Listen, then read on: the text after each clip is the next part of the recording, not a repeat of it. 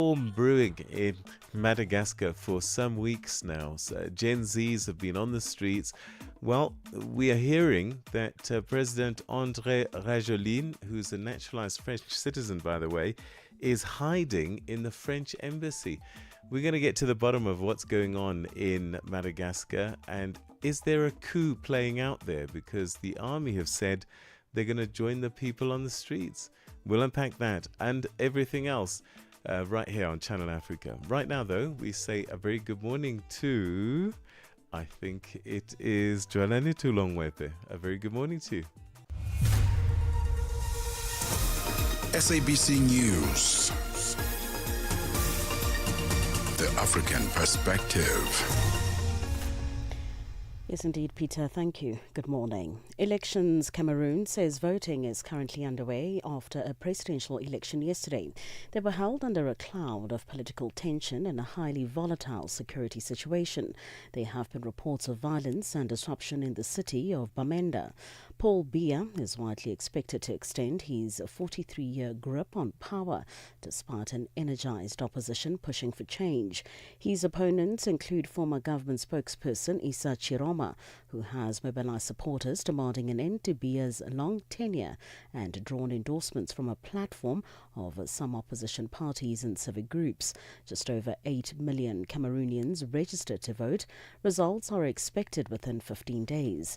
Pamela Kumba reports. The Cameroonian polls closed at 6 p.m. local time, and as stipulated by law, the counting of votes started immediately at polling stations across the country. The early counting is expected to confirm the widespread prediction that 92-year-old incumbent Paul Biya will secure an 8th consecutive term. Separatist enforced lockdowns led to sporadic gunfire, roadblocks and widespread intimidation, meaning many polling centers in the city red zones recorded little to no vote activities.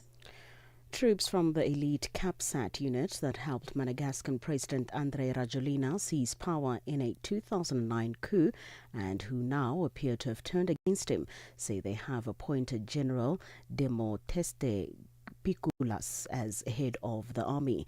Madagascar's presidency says an attempt to grab power by force is underway as more soldiers join a youth-led protest.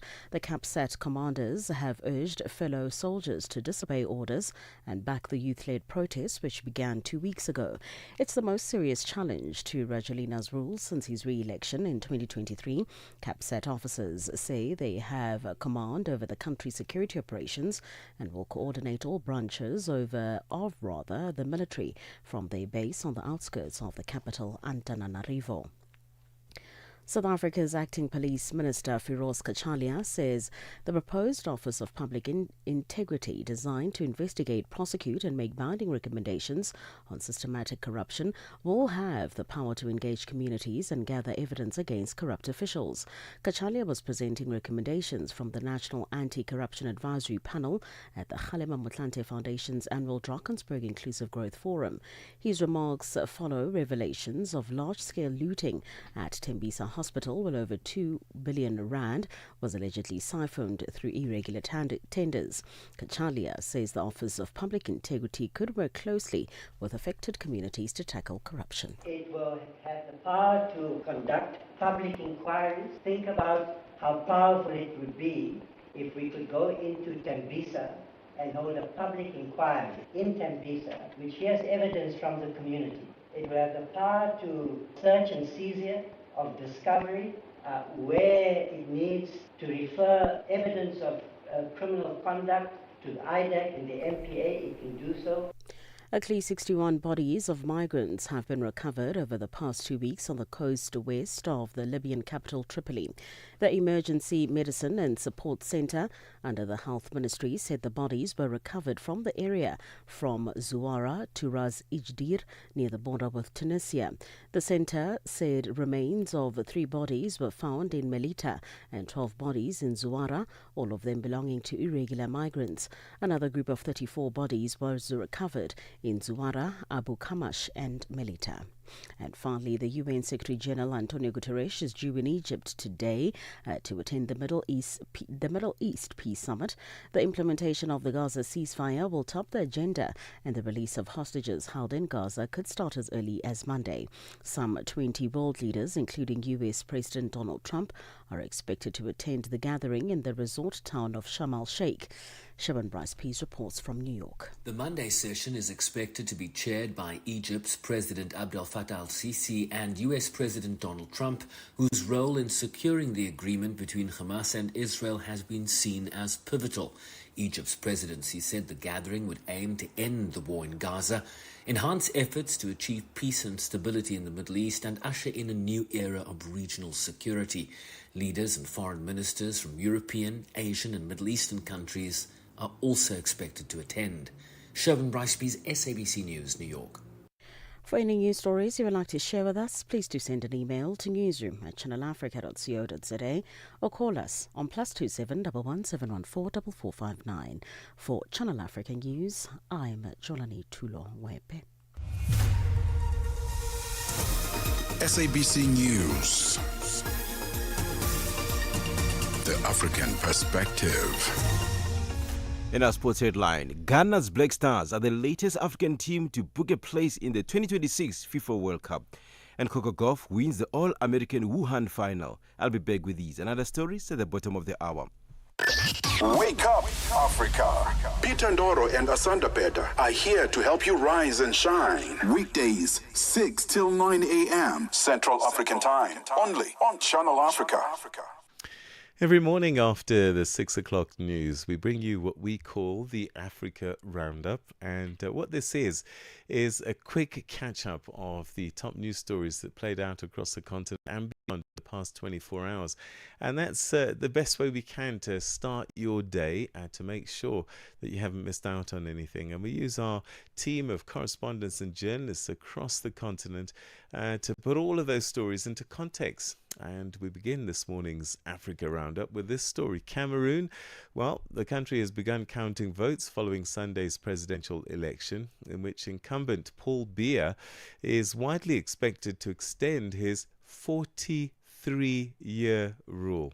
His main challengers include former government spokesperson Issa Chiroma, who's mobilized large crowds calling for an end to Biya's long tenure, and received backing from a coalition of opposition parties and civic groups.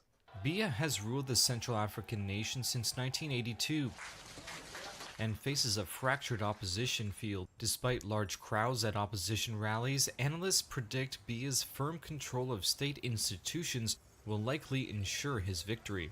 A win could keep him in office until he is nearly 100. Maurice Kamto, Biya's top challenger in the 2018 election, has been disqualified this time, and the remaining contenders have failed to rally around a unity candidate. Biya's government has denied claims of ballot stuffing and manipulating the courts to sideline opponents. 12 candidates are running in the election, and Cameroon does not hold runoffs. Results must be announced within 15 days.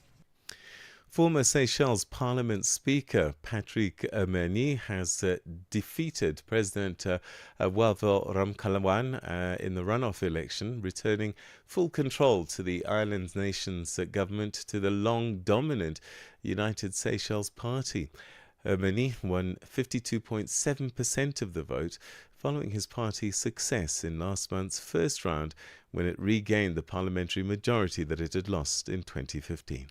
I now have the honor to declare Dr. Matthew Antonio Patrick Emini as the president.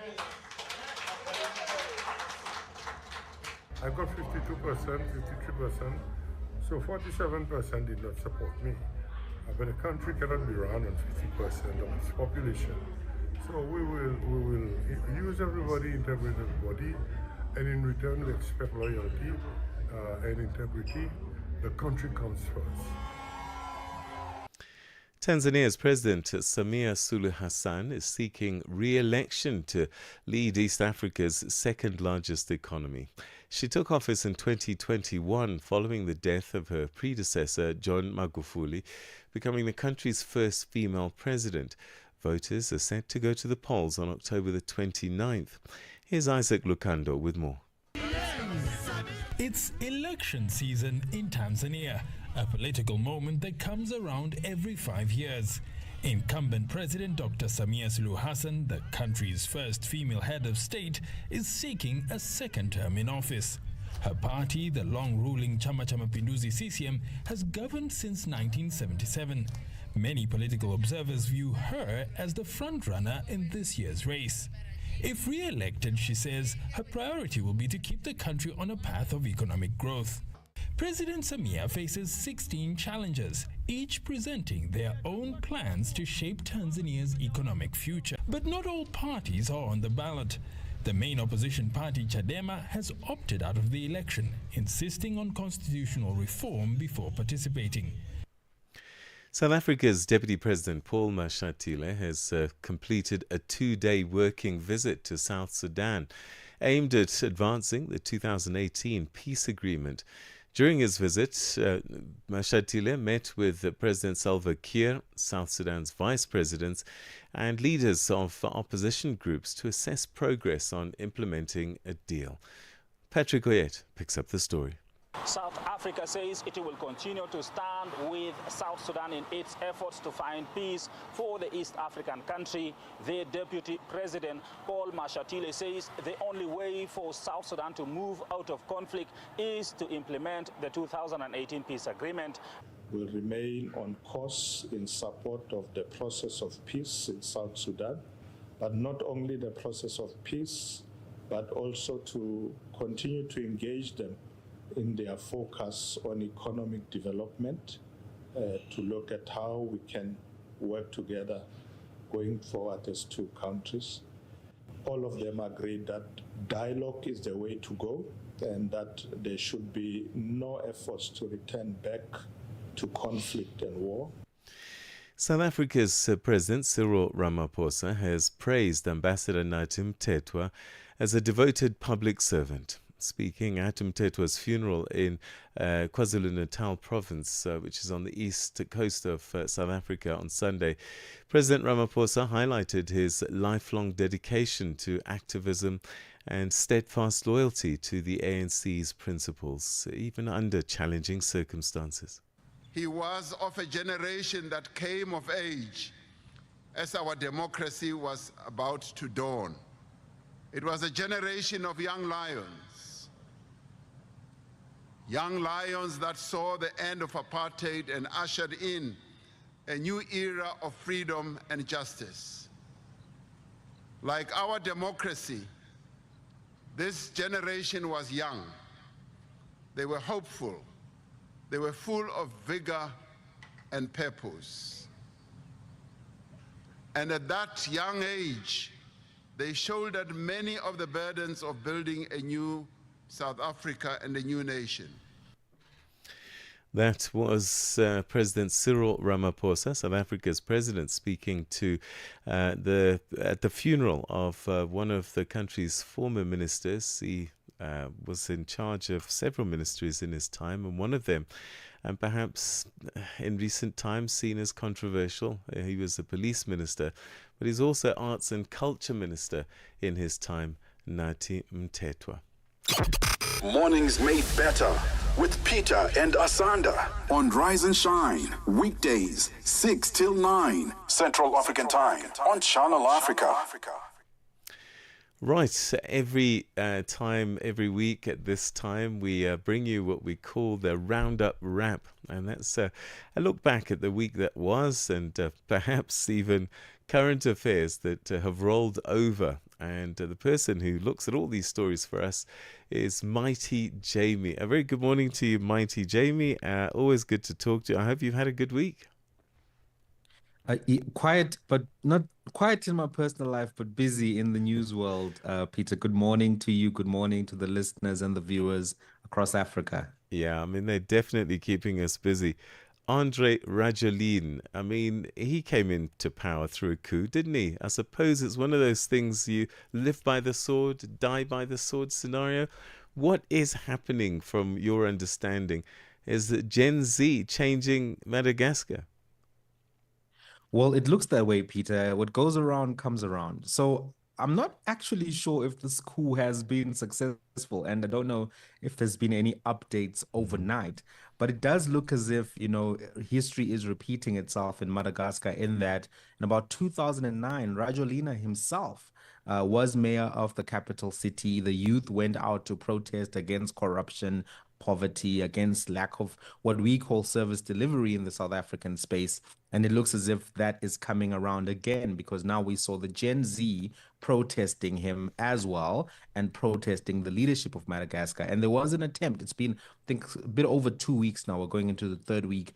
There's been an attempt to change the prime minister, but that was not something that the youth took to be of significance. And it's important just to be aware that the median age in the country is 19 effectively. So that Gen Z population is actually a large population, and 75% of the population lives under the poverty line. So you got a young population, you got a large amount of poverty there. And then you also have this issue of, the water supply, the electricity supply being disrupted. And last week we had actually mentioned that, this could be something that escalates much further. Didn't anticipate that at this point we would be getting to that level of escalation. We saw a clip over the weekend of military leaders doing some kind of a press conference claiming that, they would be helping the youth, and it looked very much like a coup was underway.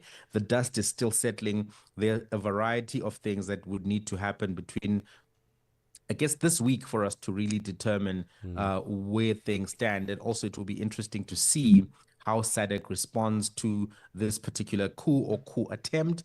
And one of the things that we've already seen is that President Cyril Ramaphosa has been speaking about it, and he was on calls late last night with other SADC leaders. And South Africa is supposed to come in as the chairperson of SADC. So the institutional body, in many ways, is not highly effective. But when it comes to things of this nature, the voice of the community can have a bearing to how, the rest of the continent will respond. But as things stand, and as we know, in 2009, Rajolina himself, came in via this transitional military-backed regime. And when you then look at the factors right now, it does look as if, even if right now the dust has not settled per se, that he may also be going out that way, Peter. I am intrigued because some of what we're seeing is reminiscent of stories that play out regularly across the continent. The same scenario played out in Zimbabwe, where the military then decided it was enough. President Mugabe, thank you very much indeed. You may go now. Yes. Sudan, Omar al-Bashir found out the hard way as well, that the military, you serve at the pleasure, it seems, of the military. And Rajoelina, as Mnangagwa saw, if you get the military to help you, you'll be fine for as long as they're happy with you. Might that happen again?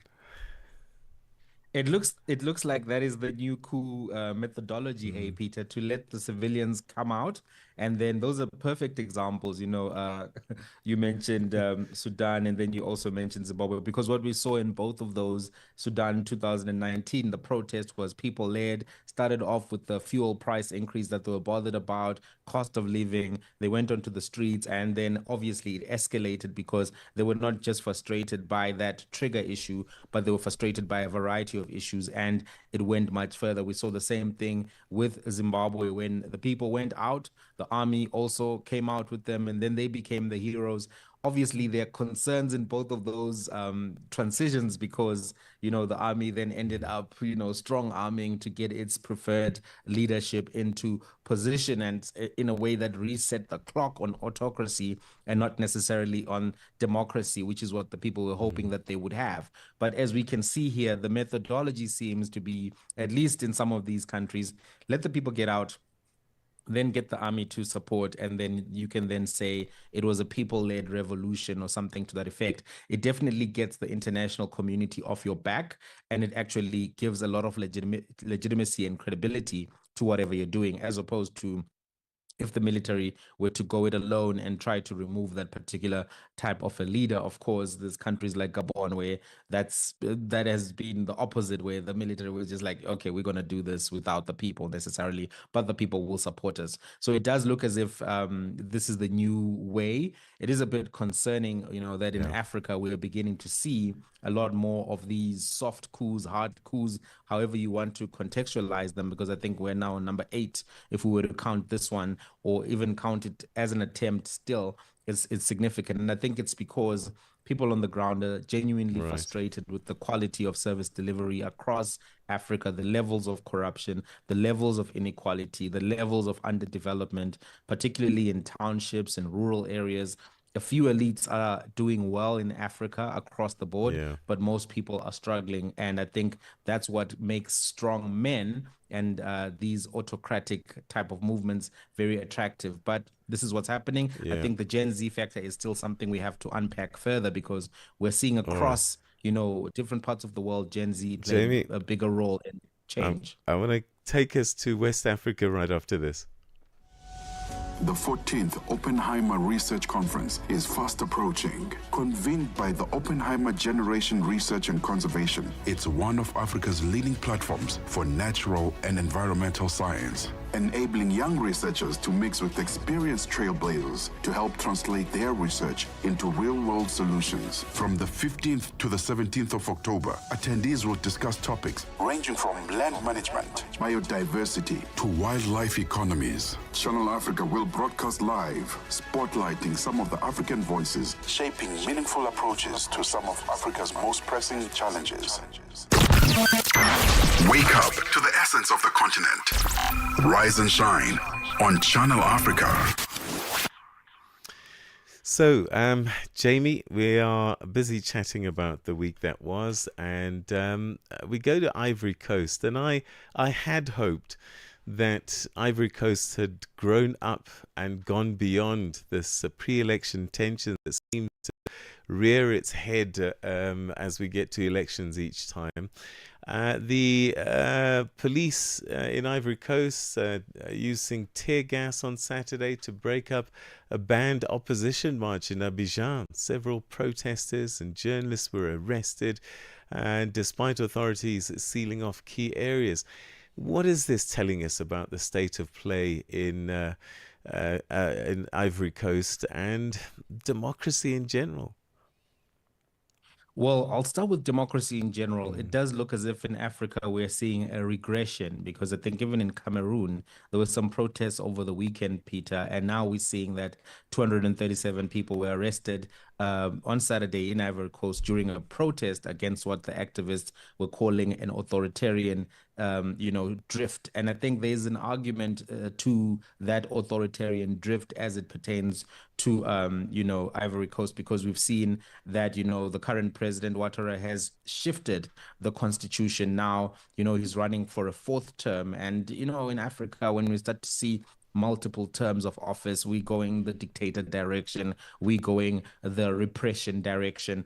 And if you factor in as well that earlier this year, 4 main opposition figures, former President Gbagbo and, the banker Tijan Tiam were barred from running by the Electoral Commission. Already you have grounds for reflection and introspection around, is this really now going to be a free and fair election, or are we seeing more, democratic decay, if you will, democratic regression? I think Ivory Coast is one such example at this particular point. These types of, actions, considering the context, journalists being arrested, activists, it's never particularly a good move. And I think we have to be concerned about democratic progression and values across the continent. And Ivory Coast, I think Cote d'Ivoire is a classic case now of why we should be concerned, Peter.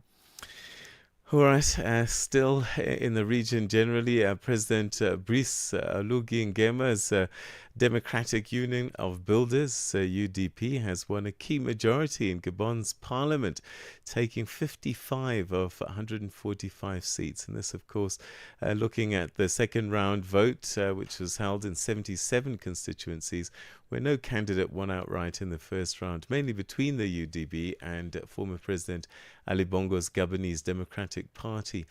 So can we safely say that there is a new order that's constitutionally elected in Gabon?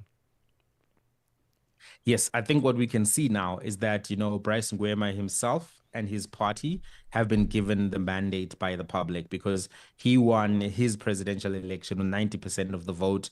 They had a 70% turnout. What I actually had said last week when we spoke about this as we were following is that we have to pay close attention to the turnout and to the support for the Democratic Union of Builders and the UDP. And now we can get an idea of how much support do they enjoy as a party. So the first round, where there were clear winners, 55 out of 145 seats have already been secured. On the 11th, there's going to be a second round, which is going to be for these 77 constituencies where there was no direct winner, and then they have to go to a second round where it's going to be the UDP versus the PDG, which is former president's party. And it looks as if right now they're not doing well. They've only been able to get, I think, 3 seats of, clear outright seats. So as things stand right now, it looks as if it's a proper transition. It looks as if it's a proper move away. And interesting dynamics about, Gabon is that 70% of the population under 35. So the youth vote played a key role there, as well as, in Libreville and Port-Gentil, most of the population lives in those 2 particular cities. So it was mostly an urban election. And it looks as if Brice Nguema currently has the support. His party has the support. Now they have to get to the business of making sure that they can make a more equal country and one where the resources are more distributed evenly and there is service delivery. But that's where things stand now. He's in this grace period, in this honeymoon period. If he acts properly, maybe the people of Gabon will begin to see a different direction for their country. It's a very wealthy country. Unfortunately, the wealth has not been distributed evenly because it has been going to the elites and everyone within the Ali Bongo and network. They've been getting a lot of those benefits, but we'll see what happens in the coming weeks, Peter. All right, we're running out of time, but very briefly, Seychelles. I mean, we all know this part of the world as a holiday resort of sorts. A small population, 132,000 people, which is about the same size as Kimberley in South Africa. They went to the polls and there's been a change of guard there. Yes, there's been a change of guard, but what is interesting is that the change of guard is a return to their old ways because they actually have now voted for the United Seychelles Party, which was the old government there and has been running the country for a significant period of time, since 1979, actually. So this guy who was in Ramkalawan, he actually came in 2020, but unfortunately for him, it was COVID. There were a variety of factors that didn't lead to economic improvement. Some poorly made decisions, and then the people have decided that, look, the group of islands going to go back and give what they know a chance. We've seen that trend happening in a few countries as well, if you think about Malawi. So that's been the interesting development. Wish we had more time to talk about it, Peter, but that's where things stand right now. What goes around comes around, it seems. Theme of today's episode. Yeah, fascinating. And they've got a decent football team with such a small population. It's incredible. When you have some money, you can... Jamie, always good talking to you. Have a great week ahead. You too, Peter, and a great week to all the listeners and viewers. Thank you. That's mighty Jamie, who keeps us informed of things happening across the continent, wrapping up the week's events. And there were many. Sadly, we couldn't get to them all. It's 6:30, which means it's time for your news headlines. Here's Jwalani Tulongwepe. Get the news, music, and lifestyle of Africa on Channel Africa, the African perspective. SABC News. Headlines. The African perspective. Thank you, Peter. Good morning. Making headlines, Elections Cameroon says vote counting is currently underway after a presidential election yesterday. They were held under a cloud of political tension and a highly volatile security situation. Troops from the CAPSAT unit that helped Madagascan President André Rajoelina seize power in a 2009 coup and who now appear to have turned against him say they have appointed General Demosthene Pukulas as head of the army. And finally, US President Donald Trump will arrive in Israel this morning, where he is due to address the Israeli Knesset before flying to Egypt to join some 20 world leaders at a peace summit in Gaza. I will have details on these and other stories at 7 o'clock. SABC News. Headlines. The African Perspective. Right, let's find out what's been happening in the world of sport. And, the weekends are sporting weekends and so much must have happened. And I've been watching some of the football matches in the World Cup qualifiers and some teams have already booked their places, haven't they? Figile Lingwati, good morning. Sports on Channel Africa.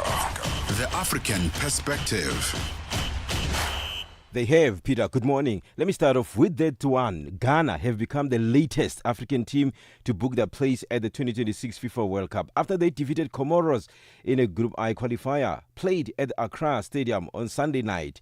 The evening also featured a key win for Burkina Faso in their hopes of reaching the playoffs, while Egypt closed out their campaign unbeaten. The Black Stars already had one foot in the 2026 finals thanks to a powerful position at the top of Group I, and they ensured a fifth qualification for the World Cup, adding to appearances in 2006, 2010, 2014 and 2022, with a 1-0 win over Comoros secured by a goal early in the second half from Mohamed Kudus.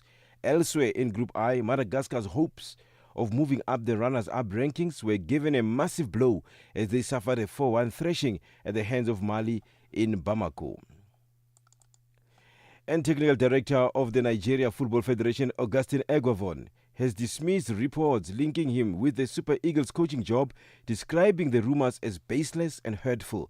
Some reports in the media had earlier suggested that Egwavon, alongside former Flying Eagles coach Leiden Bosso, were being tipped to take over the coaching of the Super Eagles for the forthcoming Africa Cup of Nations should coach Eric Chelle fail to qualify the team for next year's FIFA World Cup finals. Tony Ubani reports. I feel very hurt by these baseless rumors because I really have no idea where they are coming from.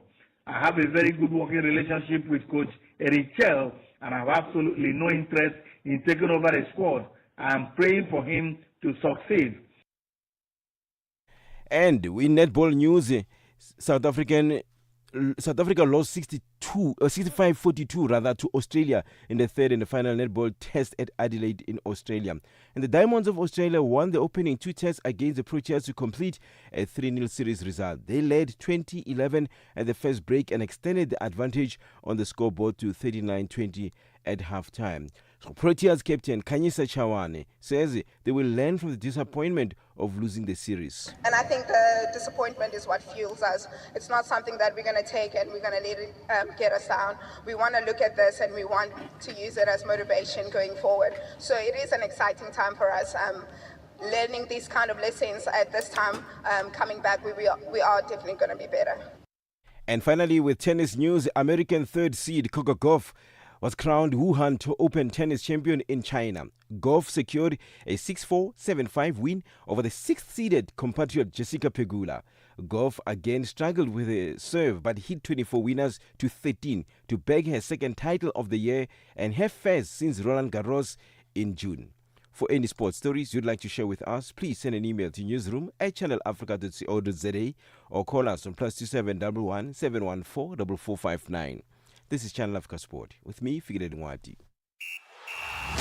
Sports on Channel Africa. The African Perspective. Download the SABC app and take Channel Africa with you everywhere you go. G20 in Africa, exclusive to Channel Africa.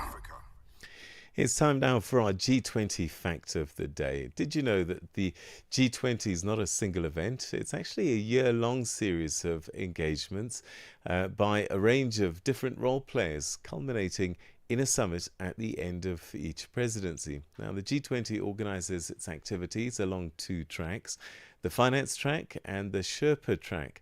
Finance ministers and central bank governors run the finance track, while the Sherpa tracks, well, they're run by the ministers of foreign affairs of the G20 countries and led by representatives of the G20 leaders. And that's our G20 fact for this morning. G20 in Africa, exclusive to Channel Africa, championing Africa through solidarity, equality, and sustainability. New day, new stories. Start your morning right with Rise and Shine on Channel Africa. Lesotho's High Commissioner to South Africa, Ambassador Nsime Jafeta, has called on Basotho abroad to take advantage of new economic opportunities in their home country. Speaking at the Lesotho Diaspora Investment Forum held in Johannesburg, South Africa, Ambassador Jafeta urged delegates to join hands in driving Lesotho's economic transformation by channeling investments and expertise back home. The forum was held under the theme Taking Lesotho to the World Through Investment, and this sought to mobilize the Basotho diaspora to invest in key sectors and help propel the country's growth. Channel Africa's Michael Mbewe was there and filed this report. Speaking to delegates, Ambassador Nsime Jafeta highlighted that Lesotho is entering a new era of economic transformation with growing potential across all economic sectors. He encouraged members of the Basotho diaspora to see themselves as vital partners in shaping the country's development agenda. Gentlemen, as a country, we are entering a phase of economic transformation with a lot of opportunities in every sector. And we encourage you to seize the opportunity and gain a profitable outcome. Let us embark on this journey together to build a nation that thrives on the collective efforts of its people both at home and abroad. We are keen to work with you to harness your networks in order to channel more investments to Lesotho and create opportunities to move the country forward. Lesotho's Deputy Principal Secretary in the Foreign Affairs Ministry, Limpo Masilo Mutsamai, praised the fraternal relations between Lesotho and South Africa, its only neighbor, using the diaspora to bridge the gap. Actually, more than neighbors, because Lesotho does not have any other neighbor. It has only South Africa as its immediate neighbor. So it's very important for us to work together, especially because we have been supplying South Africa with people throughout the journey of the two nations. So we've had miners, we've had so many other different experiences going through the times, and now we are looking also at the professionals within both countries. So our diaspora is the most important part of that. The diaspora is the foundation of our relations. And like I said, for South Africa, Lesotho is its own one neighbor, and beyond the SACU customs union, we go into SADC, and beyond SADC, we go into the whole continent of Africa. And right now, we are all about trade, investment, movement of people and goods, and improving all that for the national interests. And national interest does not just mean for Lesotho, but also for South Africa. South Africa's Department of International Relations has welcomed the initiative, saying it is ready to collaborate to advance Africa's economic diplomacy agenda. Here is DECO's Head of Operations for African Renaissance and International Cooperation, Lerato Simpo. We are excited to that. It will also give exposure to also our business sector. So we want to have that discussion. With those discussions, we are coming to say we are ready for partnerships, we are ready for cooperations and collaboration through this ARF fund. And we are saying, as we have these discussions and listen today, one of the key aspects that we want to take away, the High Commissioner spoke about economic transformation. And we are saying in closing, as DIRCO. We want to make the most with the available resources, which will yield more outputs for the betterment of our people, but also for the betterment of the African continent. Adding to the spirit of investment promotion, one of the potential investors, Sorab Maskara, CEO of Mahabir Industries, expressed optimism about the prospects Lesotho offers. We have been extensively dealing with the office of the CEO of LNDC. Primarily, we would like to set up a noodles factory there, something in food processing. We were told that the electricity rates are quite low and stable. The labor is quite affordable, more educated. And they mentioned a few sectors to us which we are looking at. A few of them are call centers, BPOs. There is also potential to set up small power plants like a solar plant which is 4 or 5 megawatt. I know Mauritius is also trying to do that. There is also huge opportunities in tourism. So these are some of the areas we're looking at, and we are discussing with them on what investable projects they have studied which is ready, which we could then go back and look at to see the viability of those. While expressing enthusiasm about Lesotho's investment potential, Maskara also pointed out a major challenge hindering business growth and mobility across Africa, the visa process. He emphasized that simplifying and modernizing visa systems could significantly boost investment and tourism. This, unfortunately, is the main sort of like impediment for which Africa is not developing. I mentioned in the forum today when I was interviewed that Turkey, for example, if you process a US visa or a UK visa, you get an online visa in 10 minutes. You just upload your documents. So the High Commission is very friendly. We were just interacting with the ambassador, but they also are tied up as they cannot do the visas directly. It has to happen via the Home Affairs in Lesotho. So there should be a mandate that in 6 hours they process the visas. And if they can turn this whole regime with AI and online, where you set up some criteria, like if you process a South Africa visa or a UK visa or a US visa, they would do this in the same day. And this is what would bring in the tourism that they're looking for. In response to the visa concerns, the managing director of Lesotho's Competitiveness and Financial Inclusion Project, Chaba Mokoko, explained that the issue is currently being addressed. Michael Mbewe, Channel Africa News, Johannesburg. Your morning companion with the stories that matter. This is Rise and Shine on Channel Africa. So, Africa's aviation sector is slowly being redrawn. New carriers, routes and funding flows are emerging. But the continent's aviation sector is still confronting aging infrastructure, fragmented regulation and affordability barriers. From Zimbabwe's budding entrant Fly Crystal to Botswana's bailout and reorganization of its flag carrier, we're going to delve into how African aviation is evolving. And joining us is Desmond Latham, who's the CEO of Frey Intermedia, as well as an aviation expert, to help us make sense of the turbulence and also the opportunities ahead. Des, always good to talk to you. It's been far too long. I hope you've been keeping well. I have, Peter. It's lovely to see you again, and good morning to everyone. So COVID really took out the aviation sector in a major way, and I don't think that some people have ever recovered from that. Are you getting a sense that slowly the sector is coming to life and actually starting to look different? Yes, we're almost back to 2019 comparative numbers, and we're growing 7% year on year, 24-25. So we pretty much back to where we were before COVID, yes. We've recovered pretty well. Cargo, of course, continued flying, so that was a stimulus for many of the airlines that were battling with passengers in 2019, 20, and part of 21. But generally speaking, we are back in the saddle, so to speak, and the numbers are very close to where we were. All right, so the numbers may be similar, but a lot of people have disappeared. A lot of airlines have disappeared and new ones have come in. And I mean, I'm just speaking about South Africa, where budget airlines have become the order of the day. You know, what has happened is that it's quite fortunate in some ways. Since post-COVID, the budget airlines have literally taken off. The average person now in Southern Africa, middle class, expects to fly. If you think back to the 1970s and 80s around the world, it was a very expensive pastime.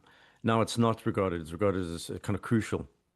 And in African terms, our infrastructure, as we know, is not of the highest order. So most business people and tourists, except for the overlanders, expect to fly. So we've in a phase of world economic history where the lower middle class expects to fly to places and not take ships. So I think that's driven a lot of the budget airlines. So let's go to Zimbabwe then. Fly Crystal's regulatory approval, marking the first major airline authorization in years. Does that signal renewed confidence in Zimbabwe's aviation sector? I think generally in SADC, there's confidence in the aviation sector for a whole host of reasons. But Crystal haven't yet leased an aeroplane, or they don't have a plane. So until that happens, I wouldn't, bet too far in the future or forecast too far into the future. They need to secure or lease planes, and after, of course, they secure the routes. And Zimbabwe Airlines is really in charge of that because of its state link. And I think Crystal will find it difficult to get any of the routes that Zime flies, and that it's competing with Airlink and FlySafair and SAA, which fly into Zimbabwe, apart from the other international airlines. So I'm watching them to see. I'm optimistic and I'm hopeful, but I'm also in our industry. We until an airline gets a route and actually leases an aeroplane, there's a long road before that happens. I'm going to hold off any further comment other than saying it's excellent news for us as passengers. All right, let's wait and see what plays out there.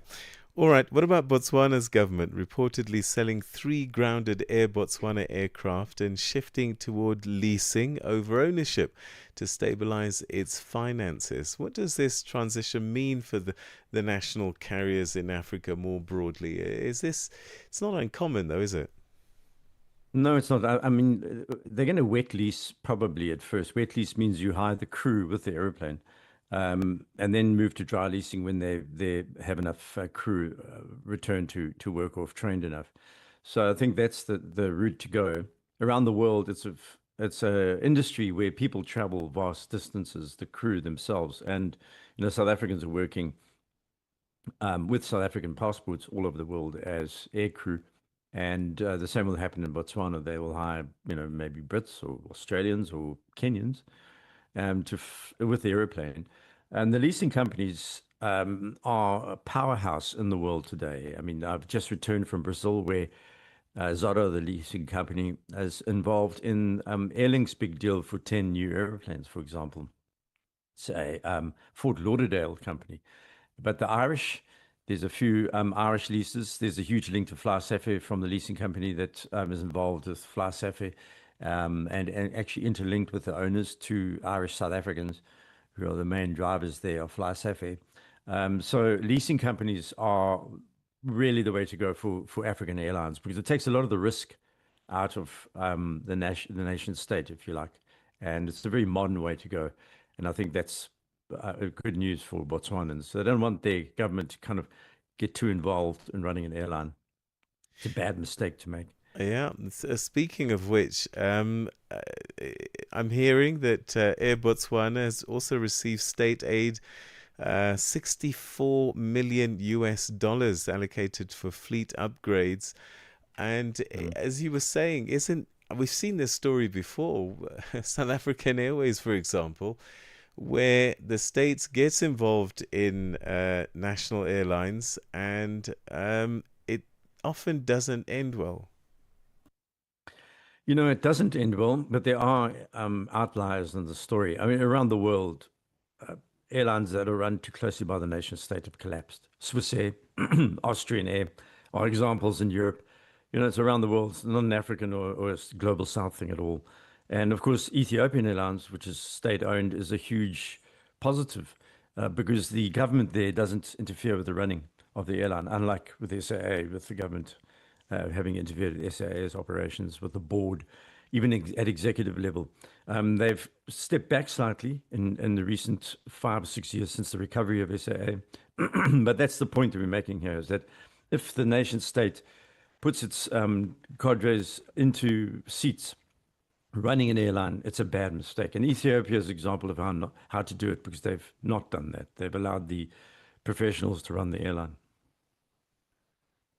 And then the launch of Africa Hope Holdings in the DRC under Valley Amisi is another development, and this is aimed at boosting connectivity inside what can only be described as a challenging geography. What are the key issues, do you think, there are in making such a project viable, particularly in a country like DRC, where security issues, amongst other drama, are playing out? Good question. I mean, I know pilots flying in the DRC in various parts of the aviation industry there, and it is high risk, but it's also a country that's vast, and it has fairly good shipping, cargo moving along the Congo River, but the jungles and also the breadth of the country mean that pretty much everyone tries to fly. Even the working class in the DRC prefers to fly if they can. So I think what you're going to look at with the Hope Airline is it's still in capital generation stage. They're seeking capital to operate. So, I mean, they're even further behind Crystal Air in terms of the logic of what we're talking about here in airline operations. The DRC has interesting francophone links, so its routes are kind of wound up or wound together with West Africa quite a bit. And it's quite difficult to get into the DRC from South Africa without flying via West Africa. There are direct flights, obviously, but with the conflicts in the east, there's always, for pilots and also passengers operating there, there's always a question about which part of the country to fly to. Its economic growth has doubled in the last 15, 20 years because of the gemstone and other sectors, the minerals. So for commercial aviation, we always look at the underlying economics, and that's despite the war in the east, the civil war that's been raging for 15 years now or longer. It looks like it is a good place to go and operate. The political instability is something that you have to negotiate. So DRC is very unstable politically.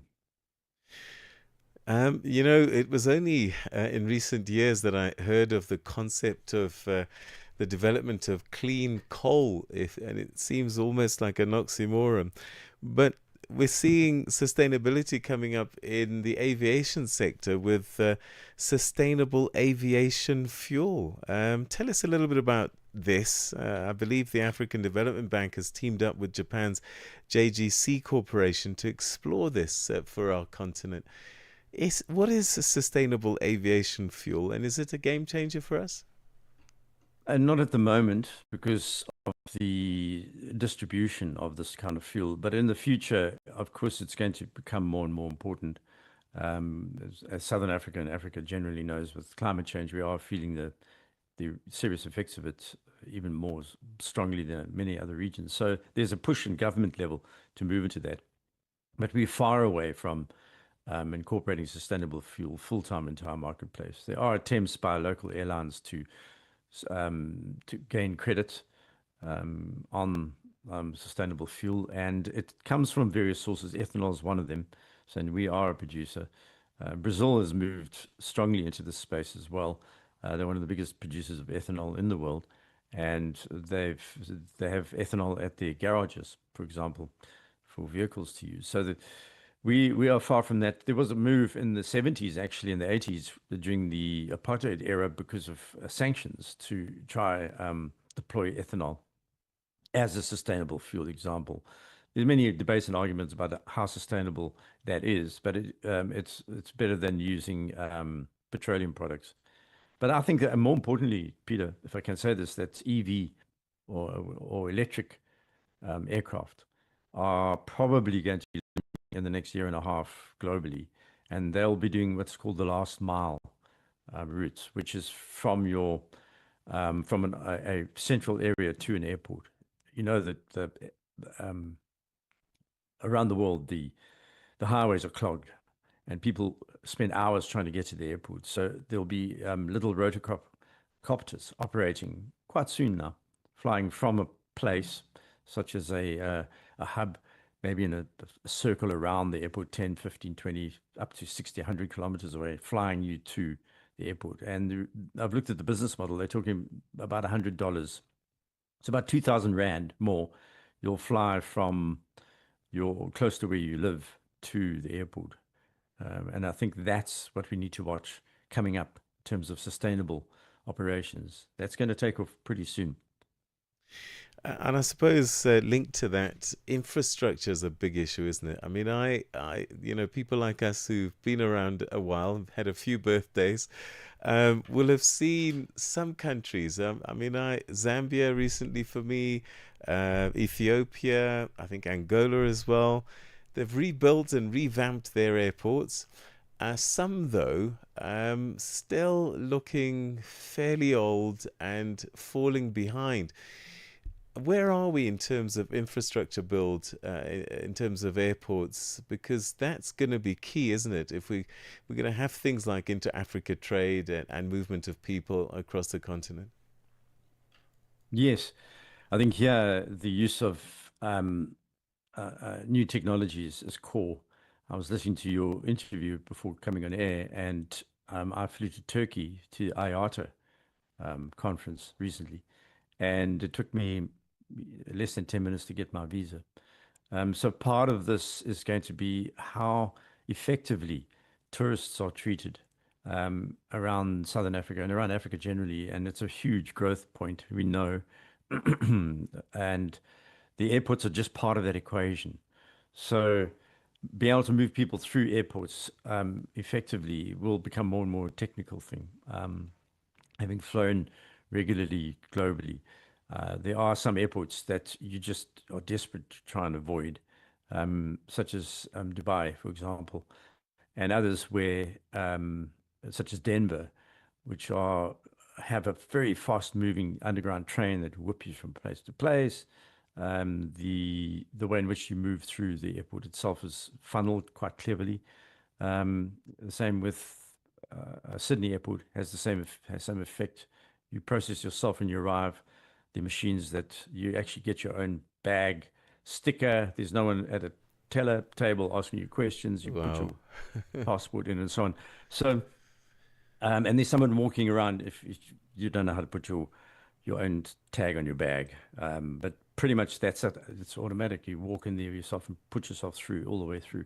So until you get to, of course, security, which has always got needs. So I think that kind of thing is going to need to be built quite quickly. It's not just the building themselves and the toilets and so on. It's the actual processing.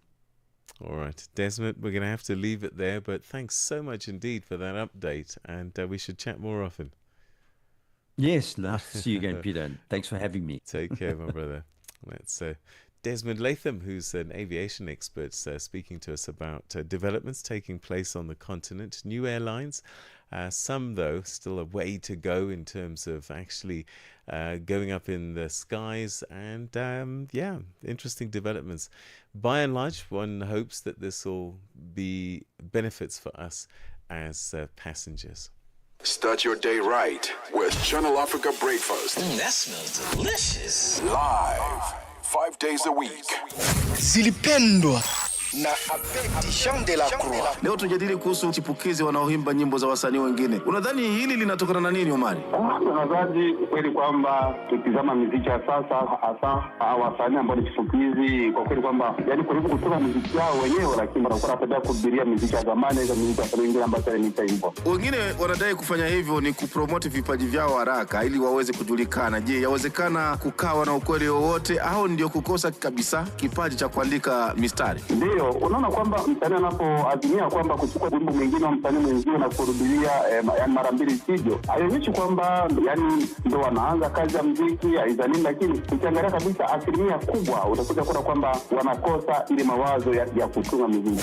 Zilipendwa kila Jumamosi kuanzia saa 12 kamili majira ya Afrika ya Kati hadi saa 1 kamili majira ya Afrika ya Kati. Africa's very own think tank. This is Channel Africa Online. www.channelafrica.co.za.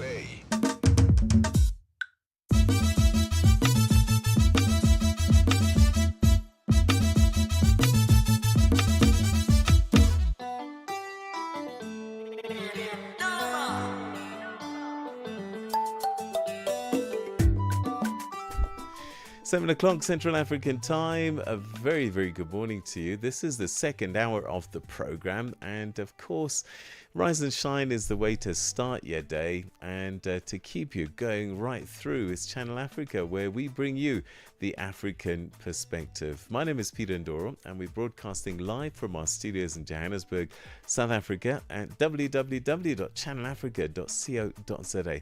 Not forgetting that you can also get us on your mobile apps. Just look for SABC Plus in your app store and then dial in, look for Channel Africa, and you can take us wherever you go. My name is Peter Ndoro. Asanda Beda is away today, but she'll be back tomorrow with our fingers crossed. So we've had a look at a lot of big stories across the continent so far, and we're going to deep dive into some of them right now, actually, in the next 30 minutes. Voting in Cameroon happened over the weekend, so counting is underway. Most people suggest, though, Paul Biya is probably going to win that election, and if he does, he may be president until he's nearly 100 years old.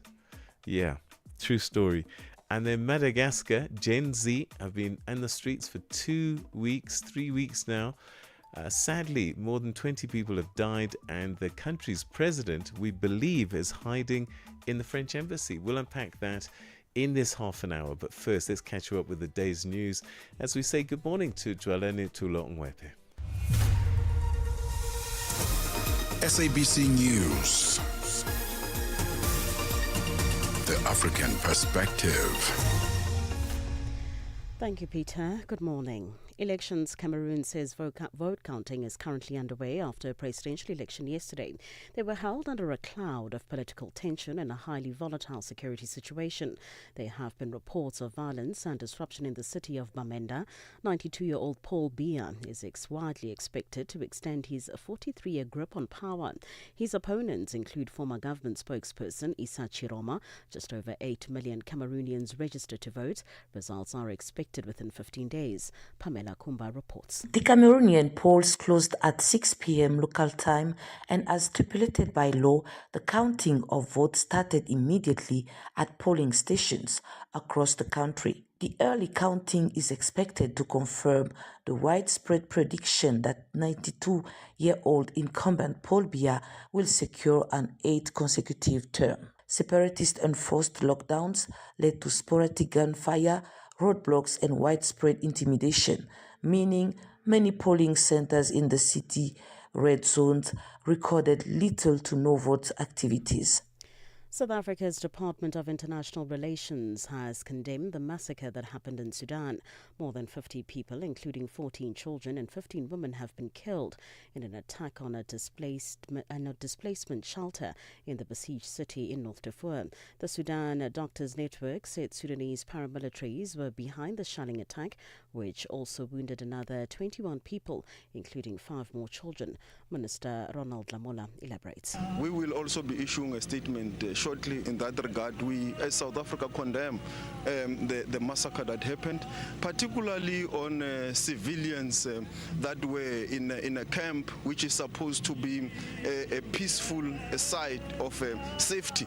If you are also followed on that camp where you are supposed to be safe, protected by international human rights law, international humanitarian law, so it means there is no safety for any civilian. We condemn that action by the RSF and also call on all the parties in Sudan to start opening up the channels of engagement.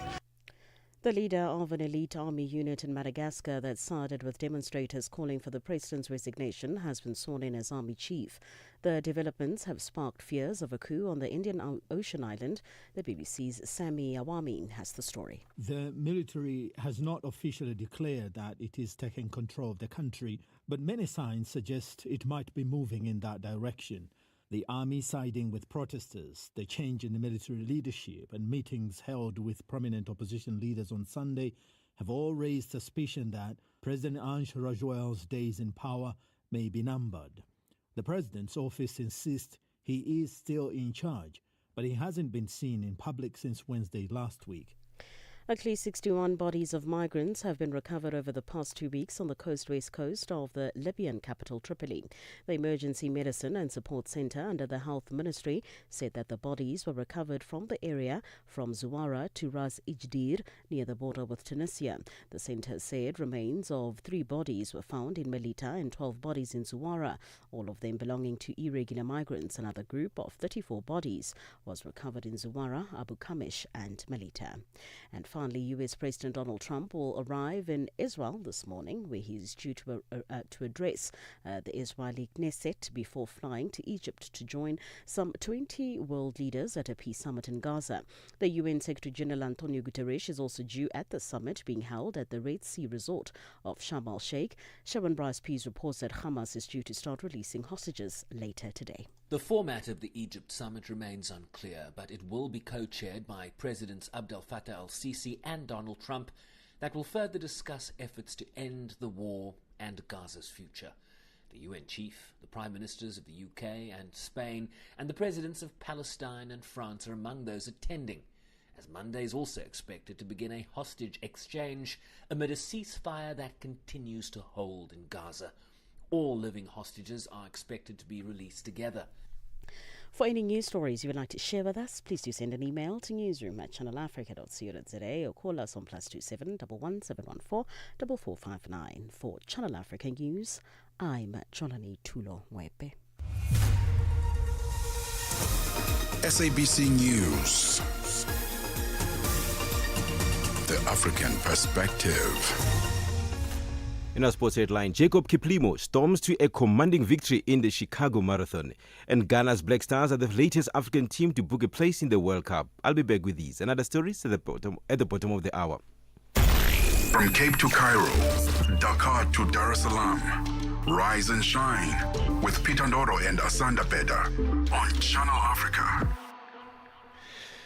Right, we're going to be going to Madagascar shortly, but just to let you know what's been happening, because I love to look back in history. That was my favourite subject at school.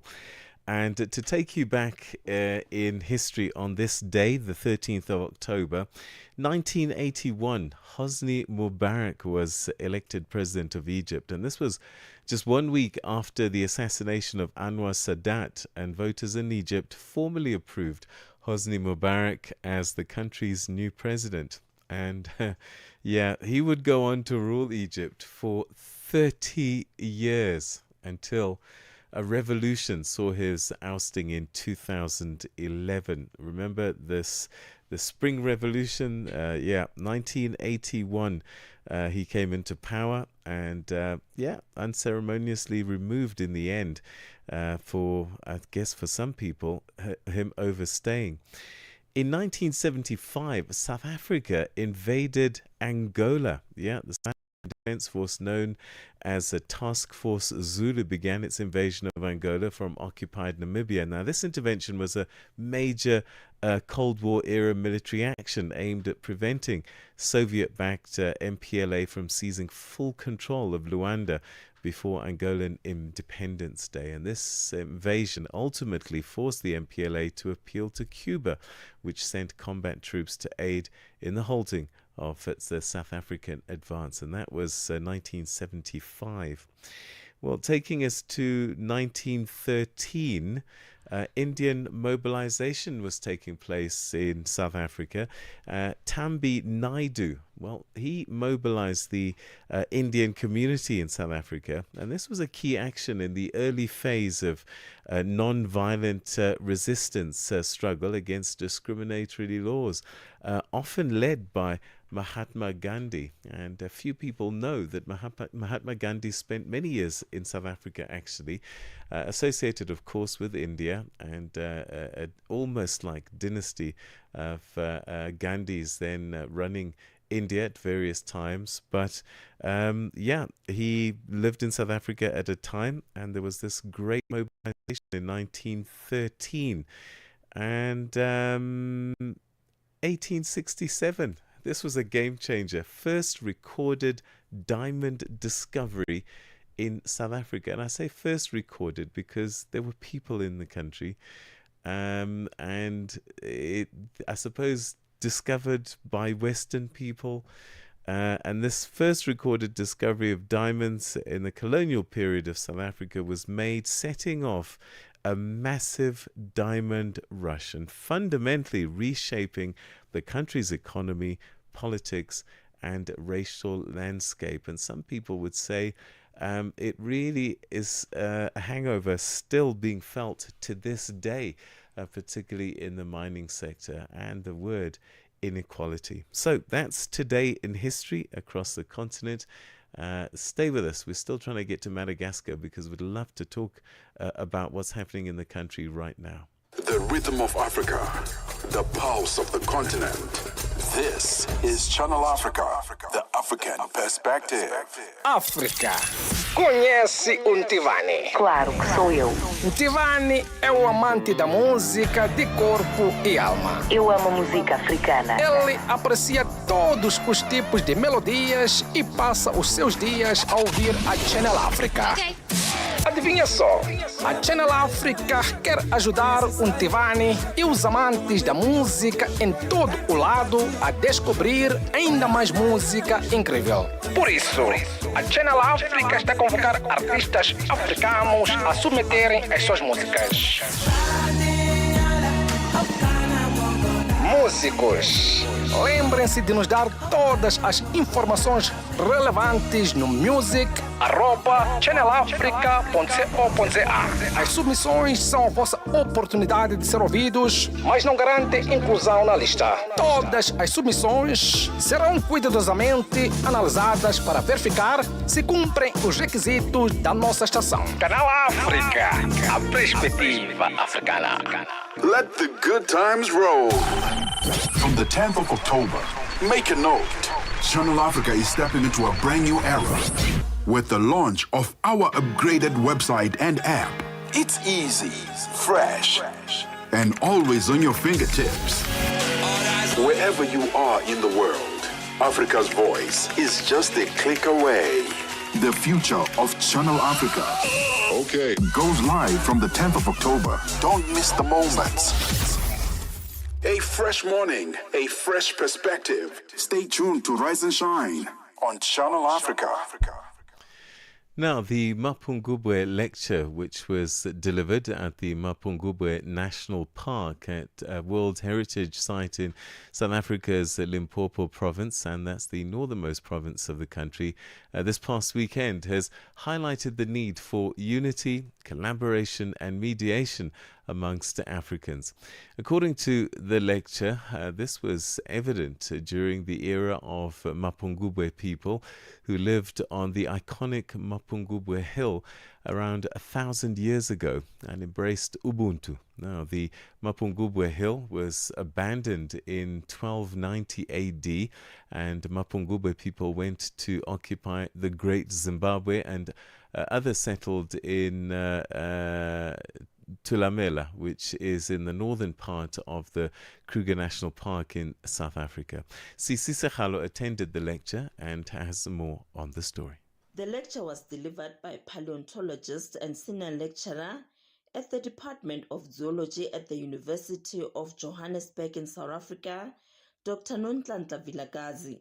She called on attendees to start looking at Mapungubwe in a different lens and not from a Western lens. She said the golden rhino, which was discovered there, symbolized Ubuntu, and the Mapungubwe people were able to connect with their ancestors through it. She emphasized that Ubuntu means pulling together in one direction. So it is very important for us to work as a unit, not just as scholars, not just as the community, but to work as a unit where you have your policymakers, you have your communities, you have your scholars, and we don't look at one lens like your Western lens because we have been doing that for so long, but to try and embody everything and remember that everything is interdisciplinary.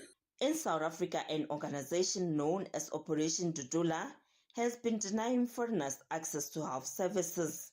Vilakazi said it was important for Africans to note that Africa is for Africans. As a paleontologist, I'll take you back to paleontology. When we look at Africa as the cradle of humanity, so everyone that comes to Africa, whether they're from Europe or Asia, they say they've come back home. So we need to understand that also as Africans, that there was that passage of trading, and so it was not just for one person. If we can remember that and understand that Africa is just for everyone, then I think it will make our lives a bit better. Obviously, we need policies to govern us in doing that, but we need to the message across is that we are just one.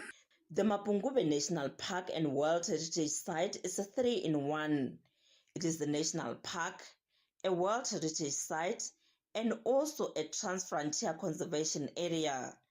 According to the South African National Parks, the Mapungubwe Lecture Series, which began 8 years ago and held on site, has always brought together cultural leaders and communities. They say it is more than an event. It is a celebration of heritage and identity. The series is also a marketing tool for the kingdom. Park manager Mphandeni Ntangeni expressed that the lecture series has significantly boosted the visitor growth of the park. We have seen a very good improvement, and especially with African people visiting the park and understanding the Mapungubwe heritage. So if you look at our stats, we have more of African people or the black people coming and visiting the Mapungubwe National Park. And that lecture series contributed in providing such awareness and knowledge that the people will need to know about Mapungubwe. For Channel Africa, I'm Sisi Sekhalo in Johannesburg, South Africa. Africa in Business on Channel Africa. The United States was very vocal at the beginning of South Africa's G20 presidency, and this is largely due to strained relations with South Africa at the time, that they were not really keen on participating. Where do they stand right now? The U.S. is planning to take over the presidency of the G20 next year, and our understanding from them is that they intend to continue to do so, and therefore it is quite difficult then to be in a situation where you are not attending deputies' meetings or discussions during our presidency and then to take over the presidency next year. From a finance track perspective, there has been engagement. We've been working on a communique last week and this week here in Zimbabwe. What's important about that is that it's a consensus document. And so all the members in the room have to agree to the language that is used there. And our US colleagues have been part of those discussions and negotiations. Bringing the African markets into your home. Channel Africa, the African perspective. In this episode of Channel Africa Conversations, Peter talks to Dr. Tulisile Buddha, an academic, author, and an expert in indigenous knowledge systems. Join us for a compelling discussion on preserving African languages and traditions in the digital era. Dr. Tulisile unpacks the role of educators, explorers, and how technologies like AI can support cultural preservation, and challenges us to rethink how we honor African heritage. You can find the episode on YouTube, SABC Plus, and on our website, channelafrica.co.za. This episode is a must-listen for educators, creators, and change makers across the continent. Channel Africa, the African perspective. Africa. It's time to plug into the heartbeat of the continent. Tune in to Channel Africa, your go-to radio station that broadcasts in 5 different languages. L'Afrique du Sud célèbre la journée nationale du Kabla hujaitwa kwa jina la Double K or more of our forests have been destroyed. Tamo Partido Africano da Independência da Guiné. See, Channel Africa represents every corner of this amazing land. From Lagos to Cape Town, Nairobi to Dakar, we've got you covered with the freshest news, music, and cultures. So, turn up the volume, feel the rhythm.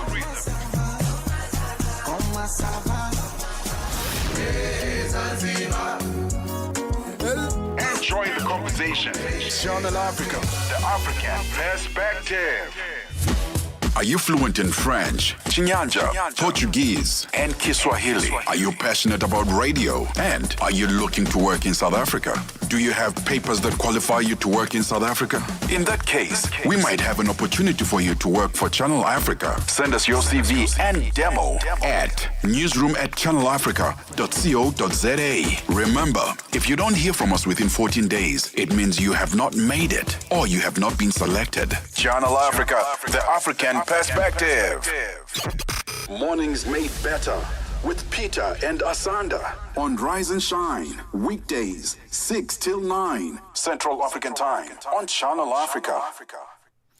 So, one of the big stories of the continent, particularly over the weekend, was Cameroon that went to the polls on Sunday in a presidential election that could extend President Paul Biya's decades-long rule. At 92, Biya is Africa's oldest serving leader and is seeking an unprecedented 8th term in office. Now, despite a crowded opposition field, analysts say that his firm grip on state institutions and fragmented opposition make him the clear favourite. More than 8 million registered voters cast their ballots under heavy security. And as counting gets underway, the nation is watching anxiously, hoping for calm and transparency in the days ahead. Well, joining us live from Yaoundé with the latest developments is our correspondent, Moki Kinzeka. Moki, always good to talk to you. Thanks for joining us. What's the mood like on the ground in Yaoundé this morning? Thanks very much and welcome to Cameroon's capital, Yaoundé, where people are very, very, very anxious, waiting for the results and also watching what is happening in other towns and villages of the country. For instance, yesterday in Garoua, the town was actually on fire because supporters of the main opposition leader, Issa Chiroma Bakari, got angry, first of all, when there was rumor that he was arrested and detained by the police.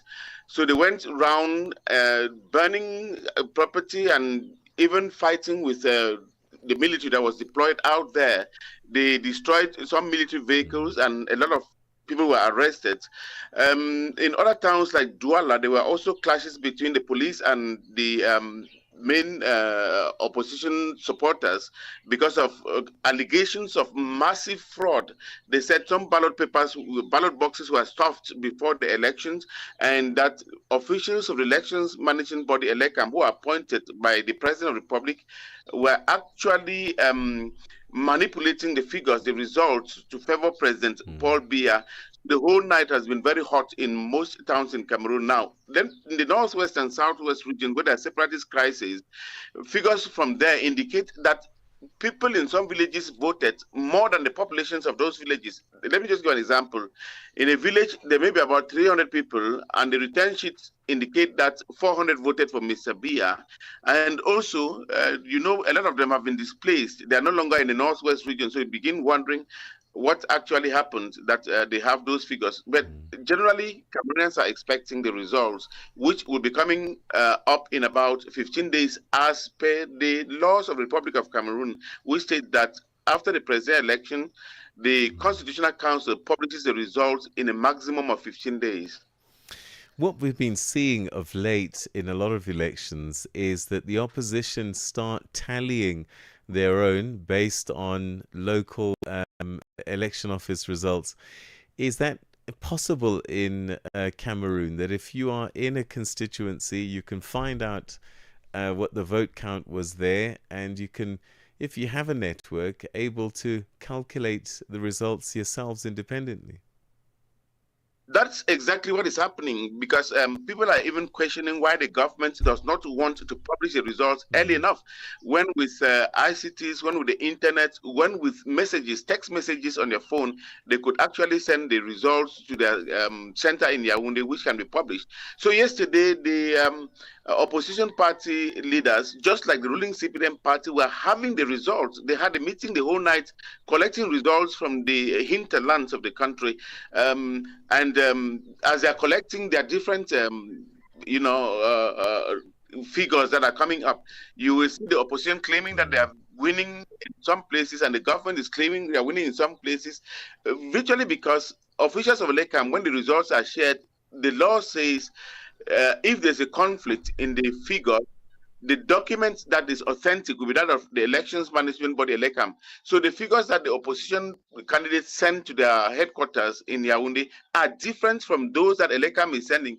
Then the opposition is claiming that Elekam is manipulating the figures, the numbers of voters and so on. It is possible to have the results. I want to assure you that as we speak, the headquarters of opposition parties already have about 80% of the results. Even the ruling party has about 80% of the results.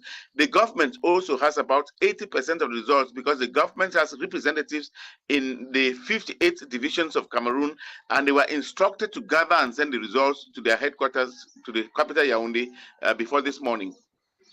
Do you have any indication what those results look like in terms of who might be winning this election so far? It is quite difficult to say who is winning, but by 9 p.m. last night, the results that were indicating that Mr. Issa Chiruma Bakari was far ahead, that he was leading far ahead in most of the polling stations throughout the country. By this morning, the other results that came from the hinterlands indicate that, that the President of the Republic, the incumbent Paul Biya, is ruling. The issue is that in towns where people are educated, they can defend their votes also. That is, they stay at the polling stations, do the counting alongside the officials and publish them. But in the villages and the hinterlands where people are not educated, where internet may be, difficult to come by, it's possible for the ruling party, what the opposition says, to manipulate those results. That's why early the results from the towns were indicating that Issa Chiruma was leading, but later in the evening, those that came from the villages, probably inflated, are indicating that Paul Biya is leading. For now, it can't be said with certainty who is leading, but Paul Biya and Issa Chiruma are far ahead. Tell us about the turnout. Do we believe that it was a high voter turnout? There was actually some enthusiasm yesterday when you compare with the 2018 polls. Enthusiasm started from the level of registration. You know that in this year there were over 8 million voters. I heard you say that before. And in 2018 there were a little above 6 million. So people they are anxious to see a change. They registered. And yesterday they actually voted by 2 p.m. That is 4 hours before the close of the polls. Some polling stations had already had 100% attendance. But again, since we are still receiving the results, it's difficult to say if the attendance was more than 53% that was in 2017. But I'm really certain the media, the civil society, and the opposition parties think that the participation rate should have been at least 75% as of now. Has President Biya been seen at all? We know that for long stretches in the election campaigning period, he was hardly seen, if at all. Has he been seen, or has he said anything, released a statement at all? I would have been surprised if he didn't ask that question, because that's what people want to hear. The man has been very absent. He's never seen in public life in Cameroon, but he was seen twice. He traveled to Marwa, the capital of the Far North region, to campaign, and was seen in public, where he said he's aware that the promises he made were not realized 100%, but that is due to the difficult world economic situation, world economic condition, and promised that if voted, he was going to make sure that this time around he delivers. And he said he could not go to rest, knowing that Cameroonians are suffering and that he can do something to change their lives. Now, Paul Biya was supposed to again travel to Douala and to the Leke division, but he did not. No explanation was given as to why he had to travel to do the campaign, announced, and preparations were made, and he never went there. But on election day, Paul Biya was seen in public in Yaoundé at Bastos, where he went to cast his vote with his wife and his close collaborators. After that, the media was curious, anxious, and asked him, what his impressions about the ballot were. And Mr. Biya said, if the Cameroonian people give him their sovereignty, give him the victory, he is going to respect state institutions and work towards their development. That is what he said. He also said something that was surprising to a lot of people. Mr. Biya said he, like the other candidates, are anxiously waiting for the outcome of the results. He made people to believe that he was not preparing a fraud or to steal the polls as usual. He made people to believe that he was waiting for the results as other candidates. All right, so 15 days is the official timeline, but in about 10 seconds, when do you think we'll start to get some kind of result? You will get the results this evening because it's possible to get to the government and then to the opposition and government parties. They will be able to have the results. Nobody knows why they want to keep it till 15 days. It's possible to get the results by this evening. Okay. Monkey, always great talking to you. Thank you so much indeed for that update. You're welcome. That's Moki Kinsek, our correspondent in Yaoundé in Cameroon, giving us an update. We'll keep on top of that story for you. It's 7:30. Here are your news headlines with Jwalane Tulongwepe. Get Channel Africa on DSTV Audio Bouquet. Channel 802. SABC News. Headlines. The African Perspective. Thank you, Peter. Good morning. Making headlines. South Africa's suspended Deputy National Commissioner, Police Commissioner for Crime Detention, Cedric Sibia, will today appear before the ad hoc committee looking into concerns of national security. South Africa's Department of International Relations has condemned the massacre that happened in Sudan. And finally, Israel is expecting to receive 20 living hostages held in Gaza today. I will have details on these and other stories at 8 o'clock. SABC News. Headlines. The African Perspective. Right, let's catch you up once again with sport and find out what's been going on this weekend. Lots of sports being played in different codes. Let's get an update. Here is Fikile Lingwati. Sports on Channel Africa. The African Perspective. And in this hour, Peter, we begin with athletics. Ugandan Jacob Kiplimo won the Chicago Marathon in a dominant fashion, breaking the tape in 2 hours, 2 minutes and 23 seconds in his second race over the distance. The half-marathon world record holder crossed the finish line 1 minute and 31 seconds ahead of Amos Kipruto of Kenya, while Kenyan Alex Masai was third in 2 hours, 04.37 seconds. Kiplimo, who finished second in his marathon debut in London this year, broke away by the 30-kilometer mark and had built a nearly 1 minute cushion with 8 kilometers to go. He peeked over his shoulder a few times during the last kilometer of the race, but had nothing to worry about as he jogged through the final straight all by himself and sat down in sheer exhaustion a few meters after the finish. On to football news. Ghana have become the latest African team to book their place at the 2026 FIFA World Cup after they defeated Comoros in a Group I qualifier played at the Accra Stadium on Sunday night. The evening also featured a key win for Burkina Faso in their hopes of reaching the playoffs, while Egypt closed out their campaign unbeaten. The Black Stars already had one foot in the 2026 finals thanks to a powerful position at the top of Group I, and they ensured a fifth qualification for the World Cup, adding to appearances in 2006, 2010, 2014 and 2022 with a 1-0 win over Comoros secured by a goal early in the second half from Mohamed Kudus. Elsewhere in Group I, Madagascar's hopes of moving up the runners-up rankings were given a massive blow as they suffered a 4-1 thrashing at the hands of Mali in Bamako.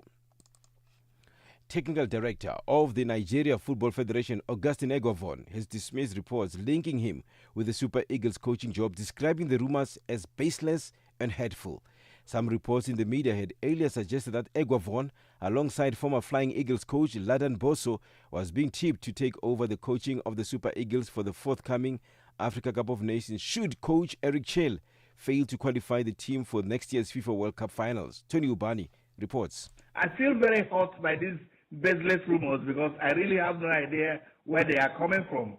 I have a very good working relationship with Coach Eric Chell, and I have absolutely no interest in taking over a squad. I am praying for him to succeed. Now, netball news. South Africa's lost 65-42 to Australia in the third and the final netball test at Adelaide, Australia. The Diamonds of Australia won the opening two tests against the Proteas to complete a 3-0 series result. They led 2011 at the first break and extended their advantage on the scoreboard to 39-20 at halftime. The Proteas outscored the Diamonds 12-10 in the third quarter term.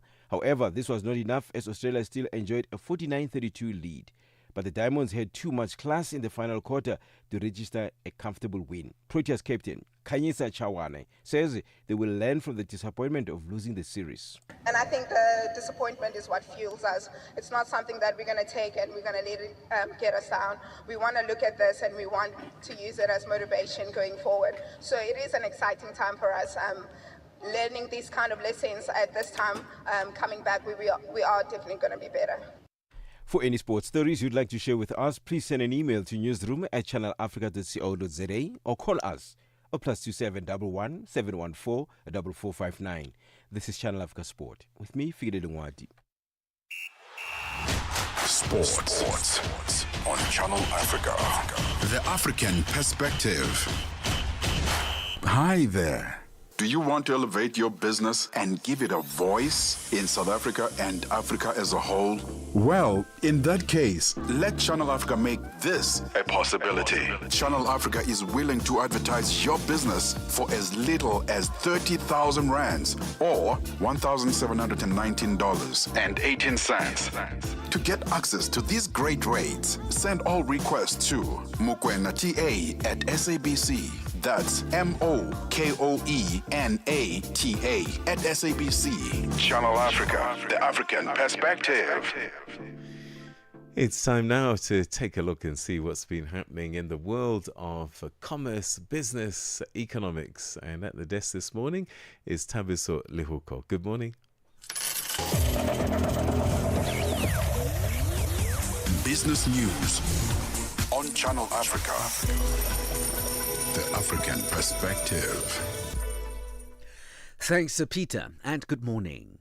Air France KLM's French division has suspended flights between Paris Charles de Gaulle Airport and Madagascar's capital, Antananarivo, from the 11th to the 13th of October, inclusive, due to the security situation on the ground. Air France says that the company is monitoring the situation in real time with authorities, and the resumption of operations will remain subject to a daily assessment of the situation. Affected customers will be notified and offered rebooking or refund solutions. The Department of Agriculture in South Africa's Limpopo province has introduced a support program for small-scale commercial farmers and mega producers. Farmers have been encouraged to submit their financial support applications before the end of October. Department spokesperson Masupulugo Mututsi says that they will consider a variety of incentives, especially for emerging farmers. Mututsi says the farmers who have experienced the financial loss from the affected climate change, including fire, are encouraged to apply. The support that applicants who meet the selection criteria could be provided with are mechanization subsidy on and off farm infrastructure, livestock, poultry, EPWP incentives, and many more support. Prospective applicants are reminded to submit their application on or before the 31st October. China has accused the United States of abusing export control measures after President Donald Trump threatened steep additional tariffs on Chinese imports. A statement from the Commerce Ministry in Beijing said threatening high tariffs at every turn was not the right way of engaging with China. The BBC's Stephen McDonnell has more. The words from a Commerce Ministry spokesperson echoed language from the height of the recent trade conflict. We don't want a tariff war with the US, but we're not afraid of one. The remarks, released by the Commerce Ministry in the form of written responses to journalists' questions, criticised US export restrictions on chips and semiconductors, as well as defending China's own export controls on rare earths as normal actions to safeguard national security and that of all nations. Unspecified, firm countermeasures were also promised if Donald Trump's latest threat of 100% tariffs on Chinese goods came into effect. Still on that story, from the Bretton Woods Institute, finance chiefs gathering in Washington say they are ready to discuss the global economy's surprising resilience in the face of Donald Trump's tariffs assaults until the US-China trade war erupted again, with the US president threatening 100% duties on Chinese imports and sending markets into a tailspin. The annual meetings of the International Monetary Fund and World Bank are now certain to be dominated by questions over whether Trump's vow to retaliate against China's dramatically expanded export controls on rare earths will plunge the world's two largest economies back into a full-blown trade war. A delicate truce crafted by Washington and Beijing over the past 5 months brought tariffs down from triple eight-digit levels and prompted upgrades to the IMF's global growth outlook. Asian stocks dived for cover after fresh broadsides in the US-China trade war spooked markets with already stretched valuations, though there were signs risk sentiment had steadied, with Wall Street futures bouncing. A holiday in Japan and the United States made for choppy early trading, and political uncertainty still shrouded Japanese and European assets, while US President Donald Trump has threatened the 100% tariffs on China from the 1st of November. He sounded more conciliatory over the weekend, posting that everything would be fine and the US did not want to hurt China. $1 in Nigeria is trading at 1,461 naira. In Botswana, it's at 13.11. Kenya, 127 shillings 736. In Zambia, 22 kwacha 52. The BRICS countries in Brazil, the dollar, 5.19. Russia, 81 rubles 42. India, 88 rupees 75. In China, it's at 71.14. And in South Africa, the dollar will cost you 17 rand 48 cents. 74 pence to the British pound and 85 to the euro. Gold is trading at $4,053. Platinum, $1,626 per ounce. Brent crude oil is at $63.63 a barrel. For any business stories you would like to share with us, please send us an email to newsroom@channelafrica.co.za or call us on +2711 714 4459. For Channel Africa Business in Johannesburg, I'm Tabisolo Hoku.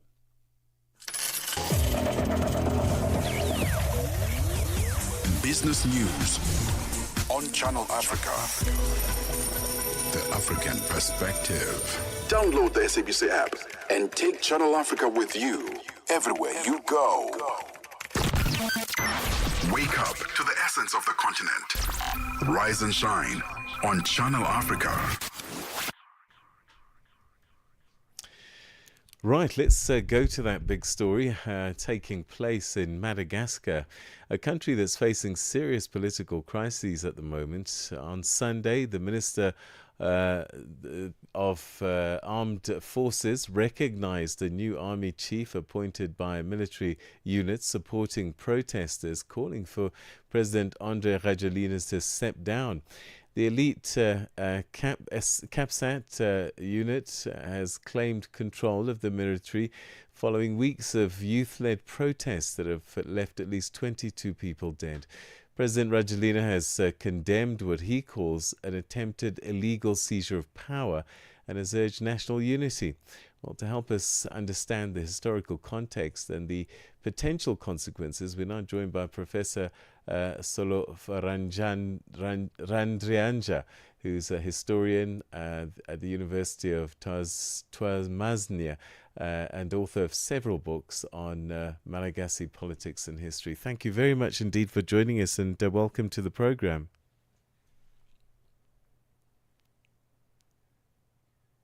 Hello, Prof. Can you hear me? Hello, Professor. Can you hear me?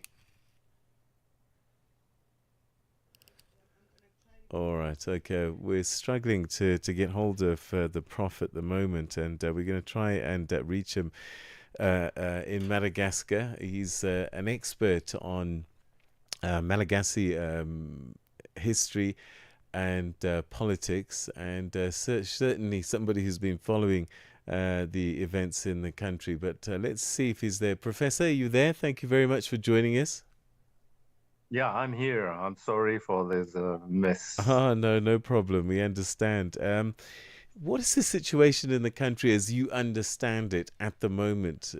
Everybody seems to think a coup is underway and that President Rajoelina maybe is seeking refuge in the French embassy.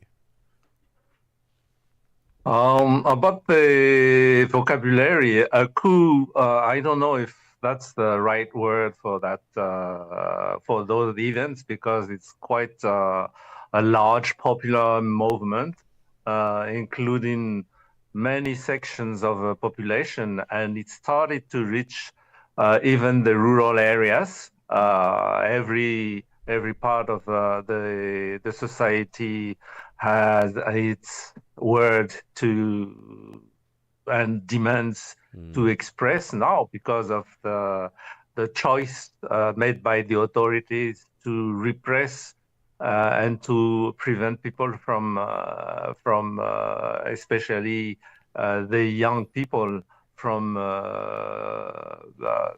saying their needs. And that I think that's the starting point of all these things. So yes. So the involvement of the military, we're now seeing them saying that, look, we're not going to shoot protesters, and in fact we support them. What does that mean? I think the military, a section of the military people, you mentioned the CAPSAT, which is not an elite per se section of the army. It's the administrative part of the army, but one of their advantages is that they keep they store all the weapons of the whole army in Madagascar. So they have like a strategic position, even though they are not like fighters like the other then elite part of the army. So I think that the armed forces, including the gendarmerie, which is French in heritage, the police forces, and the army per se, are in conflict for many months, not to say for many years. So the Gen Z movement revealed those conflicts inside the army, which break out thanks to these social movements. As I said before, the Gen Z movement allow all the sections of the population to express their demands, and the armed forces are included in that.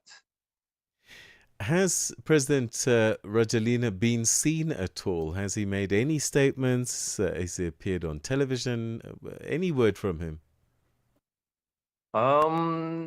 Physically, he didn't appear on TV or no speech on official radio, TV, radio station and or private station. But we can have some communiques, just some written communiques and unsigned, so nobody knows where he is exactly. There are some informations coming from the social networks that helicopter took him from his offices in the capital city and bring him in the island of Sainte Marie, which belongs to Madagascar, and then a French military plane took it to an unknown place.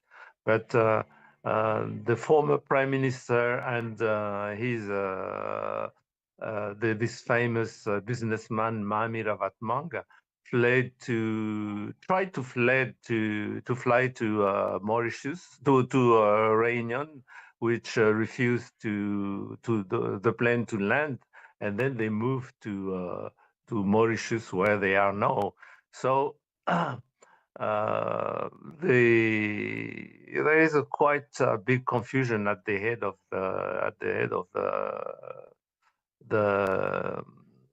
the state.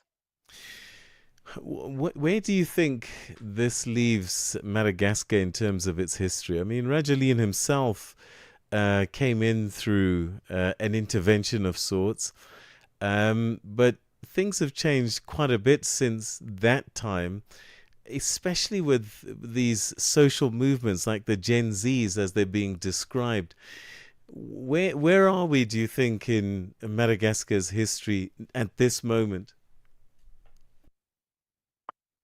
As far as I know, this Gen Z movement had a lot of similarities with the 72 movements of last century, in a sense that there is like a demographic constant problem in Madagascar.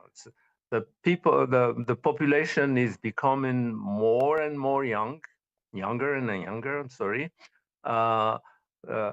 And that was the point from the 60s, and there is nothing done, especially there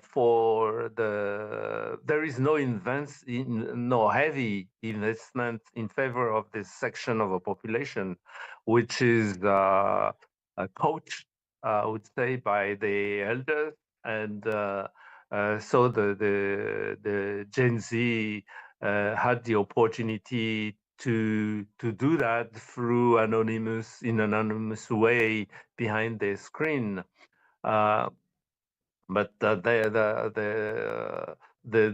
my fear is that this social movement launched by the Gen Z is going to be recuperated by their elders, the more clever and savvy politicians, even the army. Some people of the army, some of them are dreaming to be the equivalent of Ibrahim Traoré, the Malagasy equivalent of Ibrahim Traoré. So my fear is that we are going to live another big deception, and thing will be we are in a kind of cycle, and we will witness the same thing like in 5 or 10 years ahead. Professor, thank you so much indeed for your insights and what's happening in your country at this time. Thank you for joining us on the program. Okay, thank you for inviting me. That's Professor Solofo Randriana speaking to us from Madagascar, giving us an update on these moving times in Madagascar. It's unclear exactly what will happen next. The president, we don't know where he is, and he says that this is unconstitutional, and it appears as if it's a coup, but we don't know. We'll keep on top of that story for you. Yo. Listen up. Check it out. Channel Africa is taking the digital game higher. Check it out. We are taking our digital platforms to the next level. For you, our loyal listeners. You know where we at, right? New website, a fresh new app, and they're on fire. Anytime, anywhere listening, Channel Africa brings the African sound to you. It's the bomb, yo. Stay locked. The future is crystal clear with us. Your new way to experience Channel Africa is almost here. Africa, stand tall and get ready. 9 to 12 midday, Central African Time. On the move with Palisatau and Benjamin Mushatami. Should influencers be expected to be impactful in society? If there is a social or societal conversation that goes up, should we be waiting eagerly to hear what the influencers have to say? They are more than just entertainers. They are thought leaders to some certain degree. They influence culture, they influence people's thought processes, they set trends, they shape opinions of people. And the sad reality is, although a lot of them don't want to accept it, I think we're getting better with them realizing that embarking in that journey and in that space comes with a certain level of responsibility. I see it differently in that, professionals are already good at their job, but there is an optionality that they might have to use the position that they hold in society to be able to deliver a message. This year you made the example of actors and actresses. So the same could apply to a sportsman. Just because someone's good at soccer doesn't mean that they have to have an influence over society from a specific standpoint. Keeping you on the know and on the move. Bringing you the energy, news, and good vibes to kickstart your day.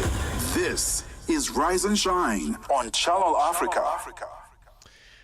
Now, the inquest into the killings of the Cradock Four, Fort Talata, Matthew Goniwe, Sicelo Mhlaudi and Sparrow Mkonto will later this morning resume its second sitting at the Gqeberha High Court in South Africa's Eastern Cape province.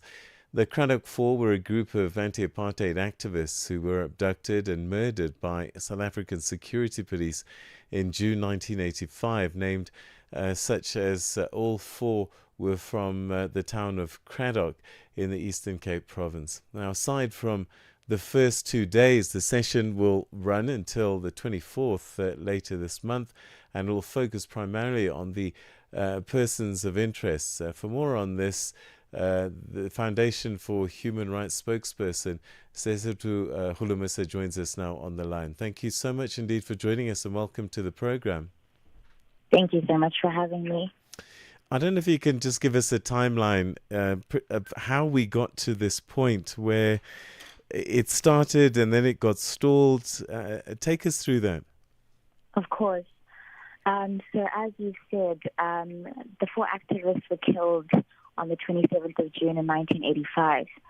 And the initial inquest was held in 1987, and it concluded that they were killed by unknown persons. A second inquest in 1993 found that the security forces were responsible, but no one was prosecuted. At the Truth and Reconciliation Commission, many members of the hit squad applied for amnesty and were denied amnesty in 1999, meaning they remained criminally liable, yet the National Prosecuting Authority took no steps against them. And so after years and years of delays, eventually in July 2021, the families launched litigation to compel the NPA and the police to finalize the investigation and make a prosecutorial decision. However, in June of 2023, the last surviving individual whom a case could have been held against, H.B. du Plessis, passed away.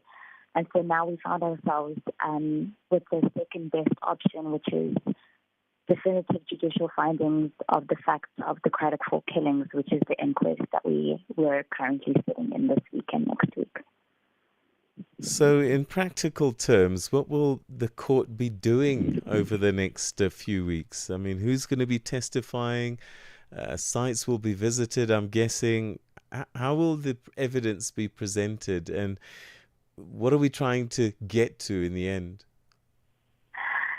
The primary focus of this session is hearing evidence from persons of interest, so former officials and surviving members of the apartheid state security apparatus that were operating in the Eastern Cape. Some of the witnesses we're expecting to testify are former heads of the security branch of the Vlakpost unit, the former Lieutenant General and head of the Port Elizabeth security branch, former head of security branch intelligence. So individuals that can give us more insights into how intentional, calculated, and premeditated this decision was, and how it was taken at the highest level to eliminate and kill these four activists. So I guess family very interested in the outcome. What will be an ideal outcome for you? Unfortunately, the families have shared that criminal justice was the ideal outcome. But since now it's impossible due to the death of the last implicated suspect, they're looking for a full and comprehensive account of how the murders were conceived, premeditated, who ordered the killings, We want this whole truth to be laid bare and accepted by the court. And they're also looking for some sort of closure, because this is the very last chance that the families have to get any semblance of closure. And I think one of the most important things is also that their loved ones are formally recognized, not as just victims of apartheid-era crimes, but as leaders whose deaths were truly a tragedy to the nation. So, Seta, we're going to have to leave it there. Thank you very, very much indeed for joining us. And let's hope that something does come out finally from this and the family can get some closure. But thank you so much for joining us on the program. Thank you. And that's Seseto Holomisa, spokesperson for the Foundation for Human Rights, talking to us about the Cradock 4. Start your day informed, inspired, and entertained. Asanda and Peter bring you Rise and Shine. Weekdays, 6 till 9 a.m. Central African Time.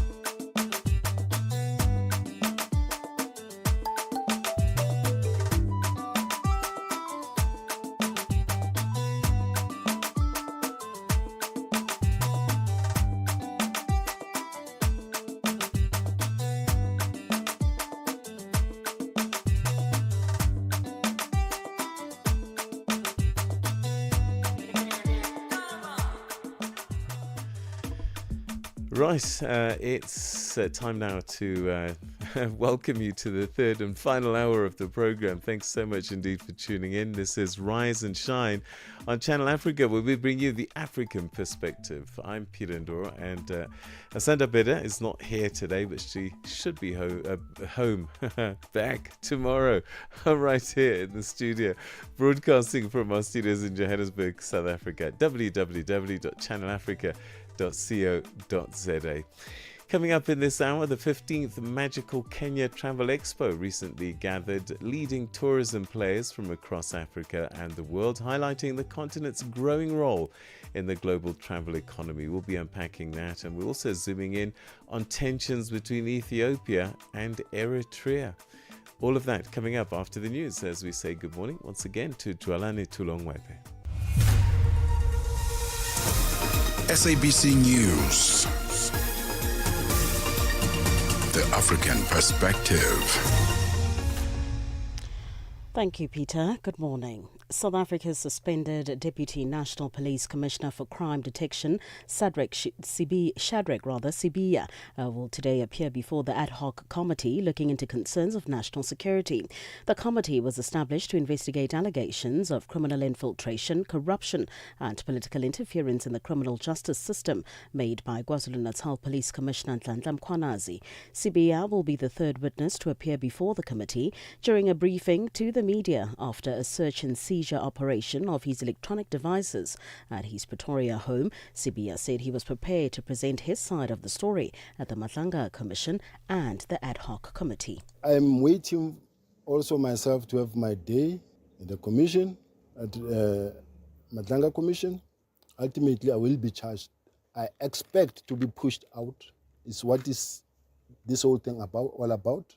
Remember, I've been through the eye of a needle.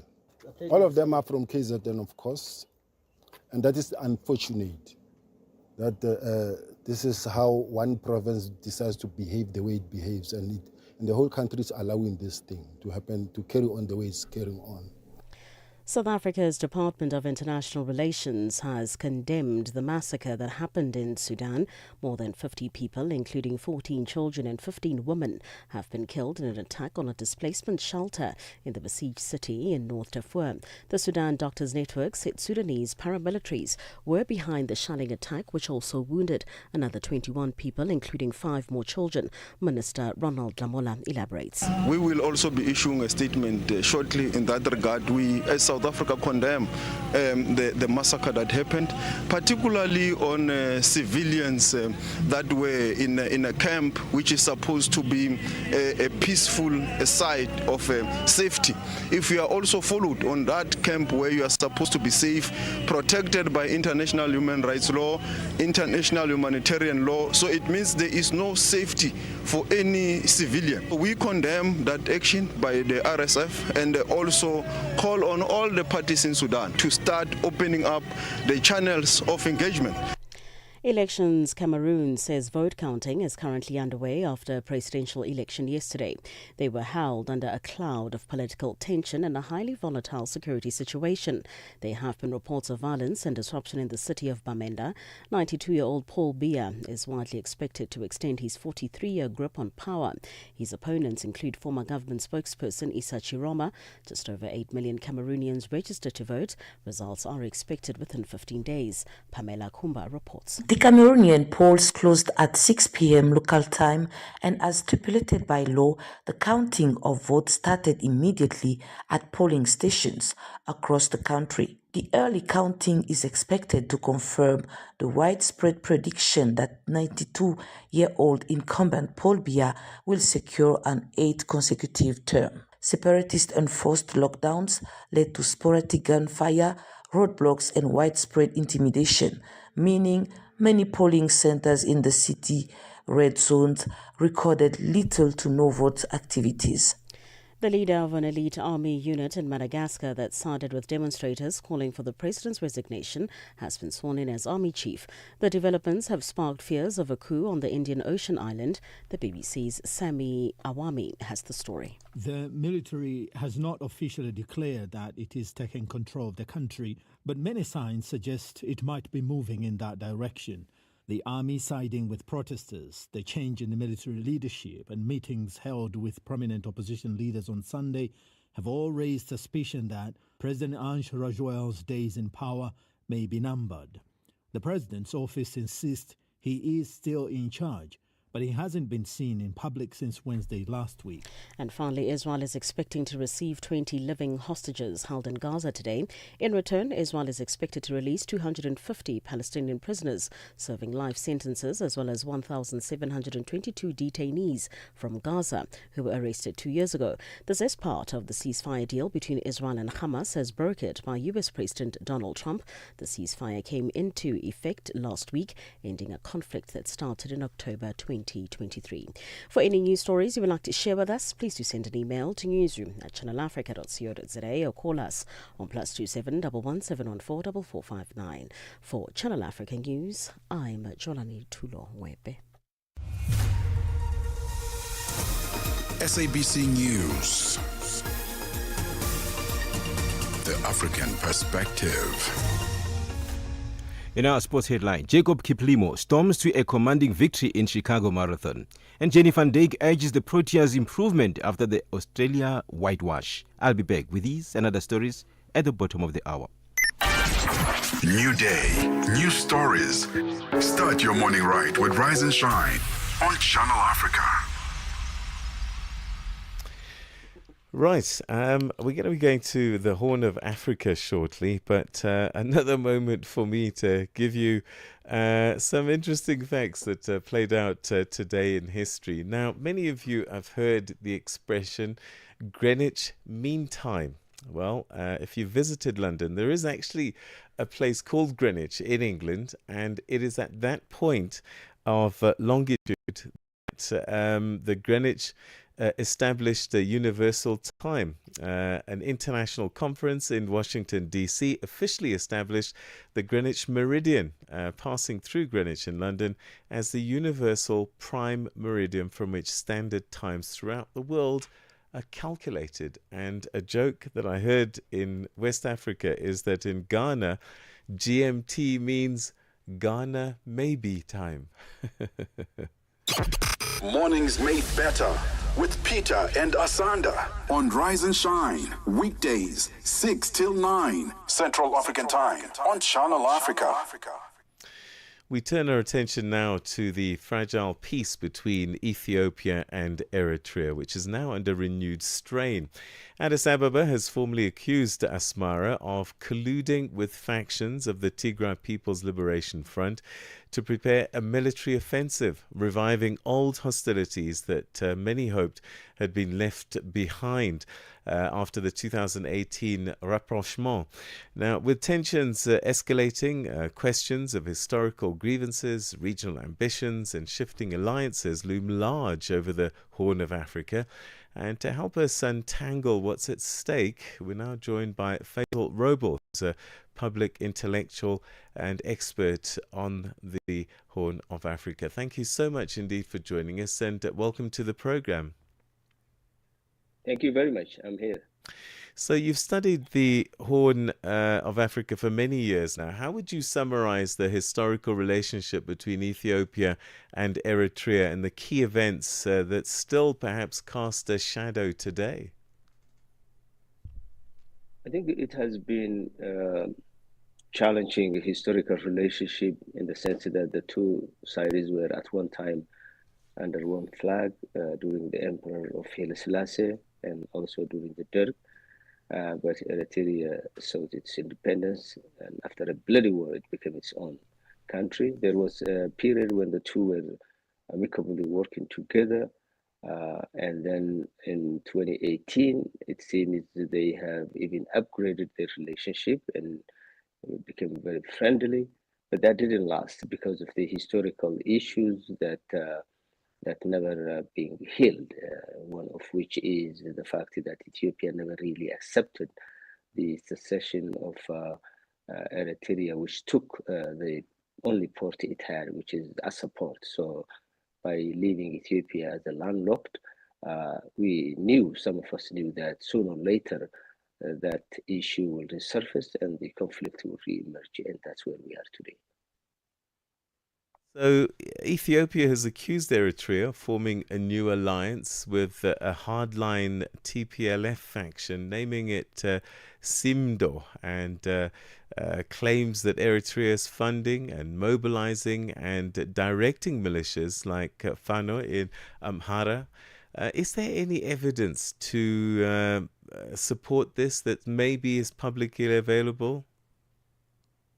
So the culture of northern Ethiopia, including Eritrea, is one of secrecy, whether there is war or not. So far, Ethiopia has not shown anybody tangible evidence as to that claim. However, there are circumstantial evidences that Ethiopia is rolling around, one of which is they claim that Eritrea is arming in the Fano, parts of Tigray's military functions.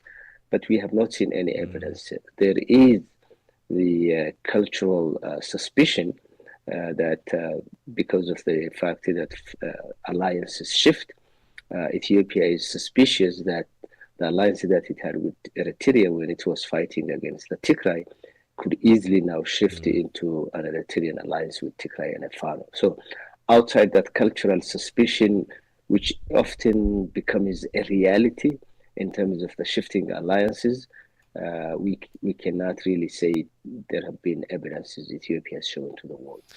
If it's true, what could possibly Eritrea gain from this?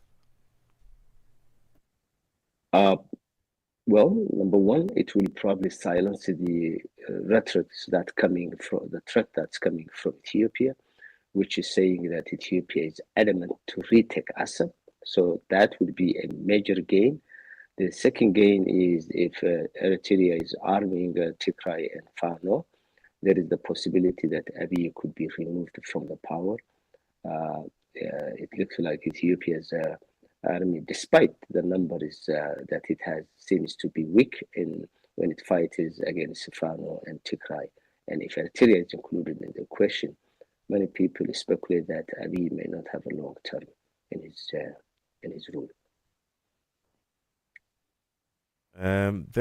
This is a story I think that's certainly going to be playing out for some time. But thank you so much indeed for sharing your thoughts with us, and let's see what happens next. Thank you very much. Thanks for your time. All right, that was Faisal Robel, who's a public intellectual expert on the Horn of Africa, talking to us about these deepening tensions between Ethiopia and Eritrea. Gender-based violence is destroying lives and tearing communities apart. It happens in homes, in schools, at workplaces, and too often in silence. But it doesn't have to continue. If you see it, speak out. If you are hurting, reach out. Because doing nothing is not an option. Listen to all 19 SABC radio stations from Wednesday, 23rd of July for hard talk, discussions, advice, dramas, educational shows, and interviews around GBV with experts, survivors, lawmakers, and the whole country affected by gender-based violence. For all your favorite SABC radio stations, call 0800 428 428 to report abuse or get help. GBV, it ends with you. This message is brought to you by the SABC. Cher auditeur, Channel Africa aimerait mieux te connaître. Nous lançons un sondage sur l'audience et nous t'invitons à donner ton avis sur nos programmes. Participez à notre enquête sur www.channelafrica.co.za et sur tous nos réseaux sociaux. Et courez ainsi la chance de gagner une tablette Samsung ou un des 2 téléphones portables Samsung A23. Le sondage est disponible en anglais, en français, en portugais, en kiswahili et en chinyanja. Notre désir en tant que station est de mieux vous comprendre. Hashtag, nous valorisons votre apport. Are you fluent in French, Chinyanja, Portuguese, and Kiswahili? Are you passionate about radio? And are you looking to work in South Africa? Do you have papers that qualify you to work in South Africa? In that case, we might have an opportunity for you to work for Channel Africa. Send us your CV and demo at newsroom@channelafrica.co.za. Remember, if you don't hear from us within 14 days, it means you have not made it or you have not been selected. Channel Africa, the African perspective. From Cape to Cairo, Dakar to Dar es Salaam, rise and shine with Peter Ndoro and Asanda Beda on Channel Africa. So the counting of votes is underway in Cameroon after Sunday's presidential election. And as we've been saying, incumbent Paul Biya, currently 92 years old, is seeking an unprecedented 8th term in office, having ruled for more than 4 decades. And his prominent challenger is former government spokesperson Issa Chiroma, who has sought to rally support behind the promise of change. Well, joining us now is Tendai Mbanje, who's a project officer with the Expression, Information and Digital Rights Unit at the Centre for Human Rights at the University of Pretoria, who observed the election process, and he joins us now. Tendai, thanks very much indeed for joining us. Welcome to the program. Good morning, Peter, and thank you so much for inviting me to the platform. So I know that you've covered many elections across the continent. This one, even before it started, a lot of people were saying this isn't going to be a free and fair election. We've been hearing already of reports of ballot stuffing and numbers just not tallying up. What's been your observation so far? So thank you, Peter. I'm not in Cameroon, but I was part of a situation room. I've been following the elections closely since since the election campaign started. The issues that were central, critical to these elections, I've been also writing about them. So, and I've been in touch with people on the ground, so that informs the perspective in which I'm commenting this morning. Yesterday, there has been, of course, the reports of ballot stuffing, selected incidents of violence, burning of military trucks, and so forth, which were expected because already the election environment, like any other Cameroonian election, has been tense. And in this case, it has been more tense because two of the contenders were part of Pobia's administration. And that even made the environment more tense. And that also that intensified the contest. And particularly of interest is that Issa Chiroma, who is also seen to be a very strong contender to Bia, comes from the north. And he has been central in the previous elections to Pobia's winning, particularly to the Islamic community. And the majority of the voters who have been voting for Bia's political party come from the north. So that's the kind of the interesting phenomenon in this particular election. You've mentioned regional shifts or influences. What I've seen in other countries is that often there's an urban cycle, urban vote patterns, and they normally voting against the incumbent. And then there's the rural patterns where either through intimidation or lack of access to information, whatever it is, that they sometimes vote for the incumbent. Is that something that's playing out in Cameroon as well? In this case, it's totally different because people were key to Bia's ruling. People were very key to sustaining Bia's political life are also contenders. And what we have seen from the situation of that, unlike in 2018, the voting patterns have slightly changed. Many young people were coming to vote. It's likely to be one of the protest votes. The cost of living in Cameroon is unbearable for ordinary people. Bia's age has been seen as something that has led many voters to lose confidence in him. And the fact that also there's breakaway from people who were key to his administration becoming contenders, they also split influence. They have so many sympathizers, and they've so many followers from his party and also from opposition. And like, for example, Issa Chiroma's ability to have some coalition with political parties and also to manage to galvanize support when Maurice Kamte was banned, that has also worked in his favor. And so this election is actually a unique election in Cameroonian history.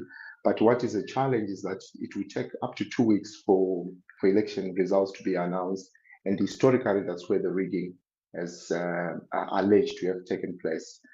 So we believe that should any change happen in Cameroon, the opposition should be in a position to win with margins that will make it difficult for the Electoral Commission, which has for a very long time been accused to be partisan, which for a very long time has failed to manage and supervise elections and administer elections that are smooth, or rather that have minimum standards of credibility.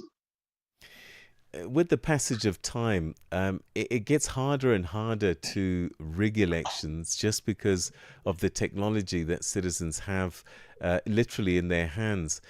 Do you think if there is to be rigging and manipulation that it might be harder to hide? And if that is the case, what could be the consequences? We're seeing Gen Z on the streets in Madagascar right now? It's becoming very harder to rig. You're right, Peter. If you look at more than half of the population who are voting in Cameroon's election that they reported yesterday are less than 30. That tells you already that these are young people. The demographics have shifted. And also, although the voting age is 20, the irony is that the criminal ability in Cameroon is 18.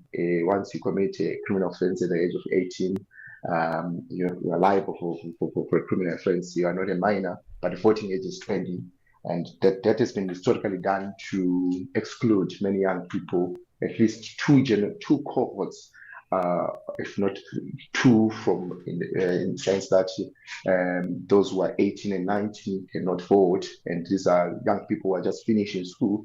So now there's been a lot of civic education of why that has been used as an instrument to exclude young people from voting. So now, even though that has been the case, but you see that the demographics are working in favor of young people with numbers, and young people in this case they tend to relate to opposition, and mostly you see that these opposition figures that come in are generally young people. You see that in this case, the strong contender is a 76-year-old man who's contesting a 92-year-old. So young people will definitely know that it's better for a 76-year-old man who has a bit of energy, who will be able to actually to be present and being a head of state. It's a huge responsibility. A 92-year-old man whose health has been of question, and whose also presence in the country has been of question for a very long time, it makes young people tend to vote for a person who they tend to believe may deliver the future they want. So rigging in this case, and even in this case, in the context of Cameroon, it's going to be very hard, unlike the previous years where rigging was easy for them. And like even the way the ballot stuffing exposition, where the staff of the Electoral Commission are being exposed. We saw that also the tools for communication, social media, among other things, have been a game changer in the electoral processes. And it's no longer the elections that we knew traditionally, that where there were a lot of clandestine things being done. But now it is very hard. Information is always present, and information is always shared through the tools that we have.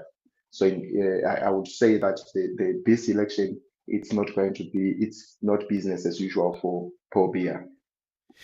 One aspect that's not often talked about is the Anglophone Cameroon.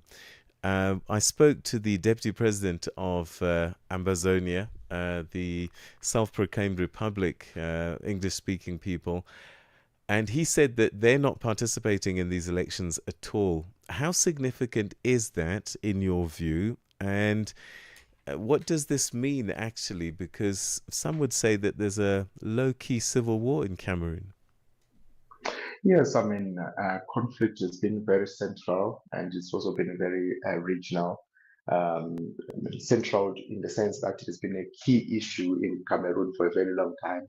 And it is one thing that the administration of Paul Biya has failed to address.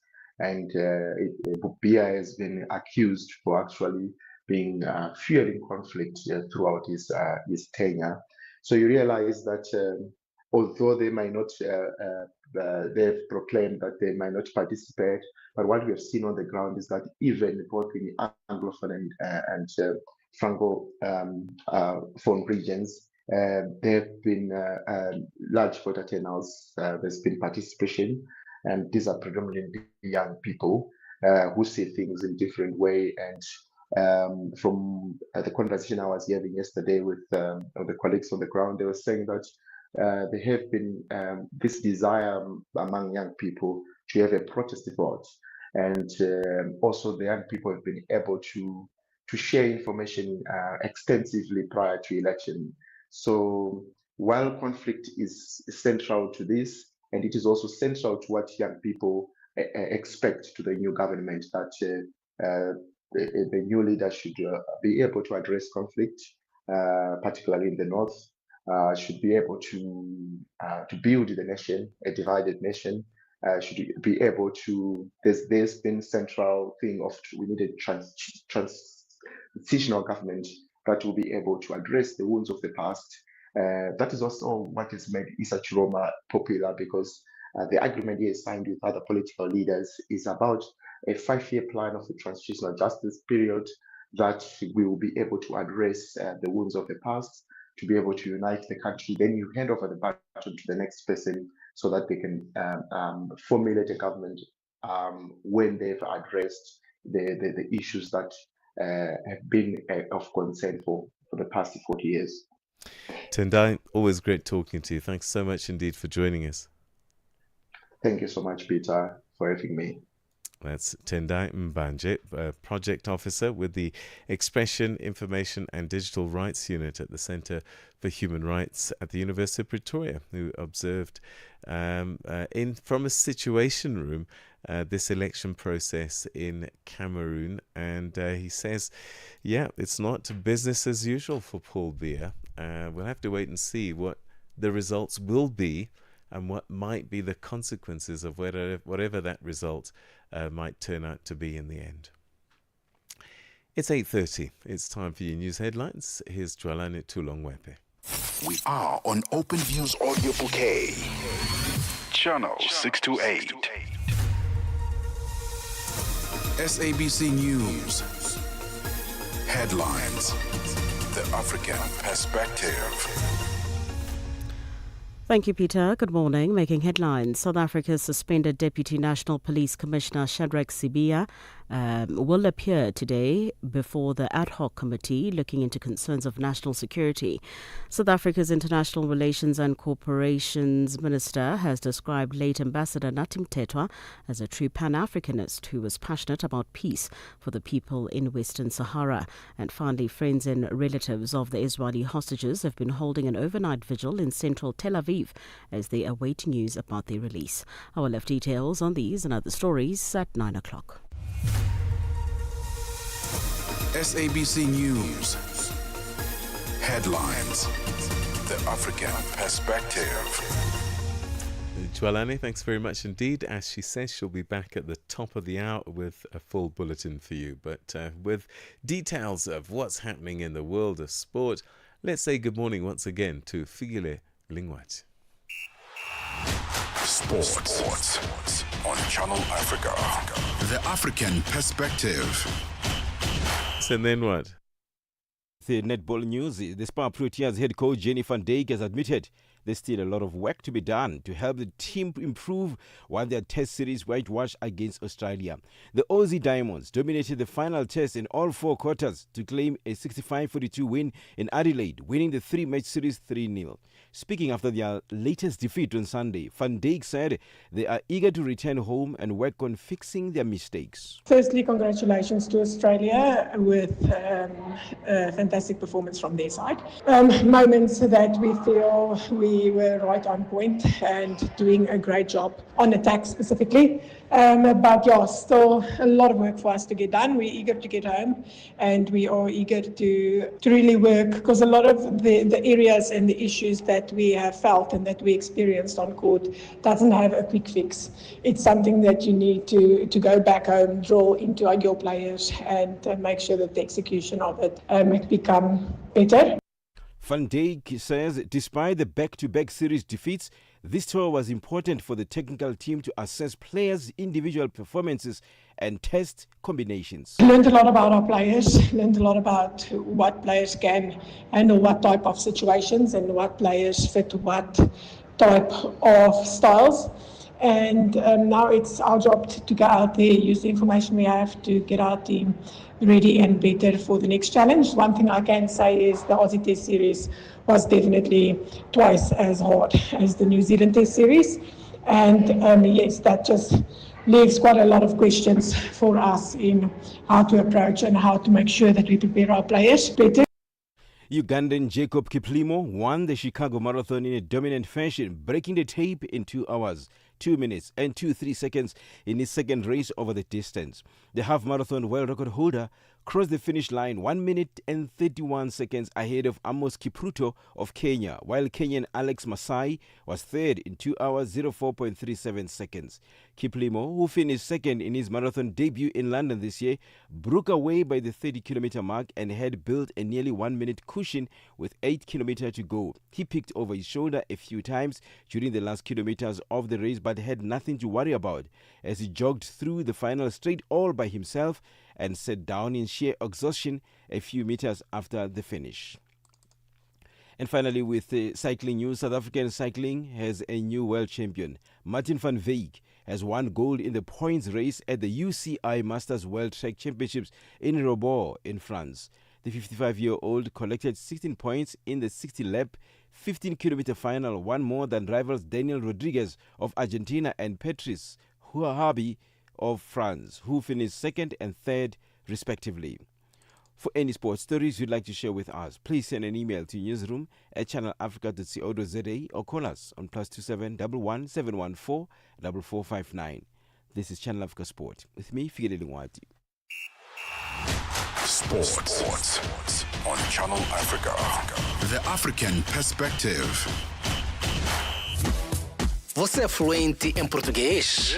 É apaixonado por rádio e quer trabalhar na África do Sul? Você tem documentos que o qualificam para trabalhar na África do Sul?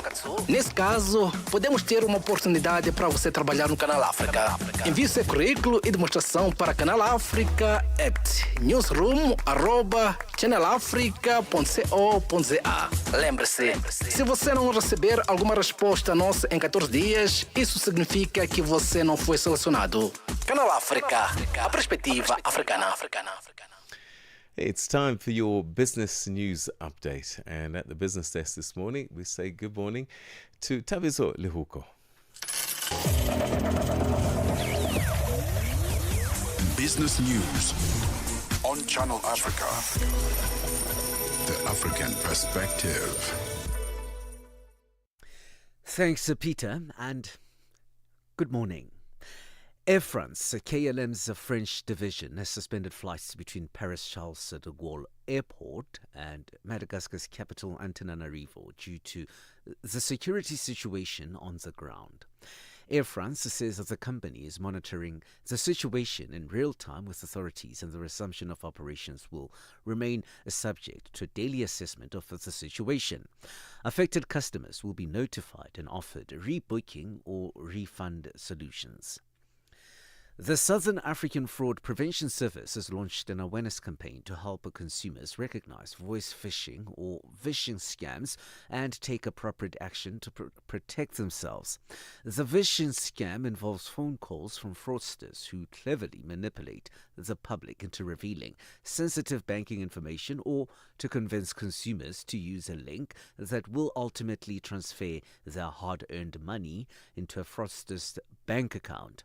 Tutungobeni reports. Phishing, short for voice phishing, is a type of social engineering attack where scammers use phone calls or voice messages to deceive individuals into revealing confidential information such as passwords, credit card numbers, or personal details. This fraudulent practice can lead to identity theft and financial losses. The Department of Agriculture in South Africa's Limpopo province has introduced a support program for small-scale commercial farmers and mega producers. Farmers have been encouraged to submit their financial support applications before the end of October.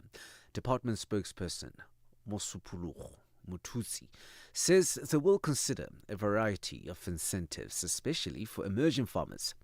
Mututsi says farmers who have experienced financial loss from the effects of climate change, including fire, are encouraged to apply. The support that applicants who meet the selection criteria could be provided with are mechanization subsidy on and off farm infrastructure, livestock, poultry, EPWP incentives, and many more support. Prospective applicants are reminded to submit their application on or before the 31st October. South Africa's Minister of Energy, Hosian Tsoramokgopa, says energy transition policies should ensure fairness and affordability, particularly for low-income and marginalized communities, so that access to clean energy technologies is not limited by cost or inequality.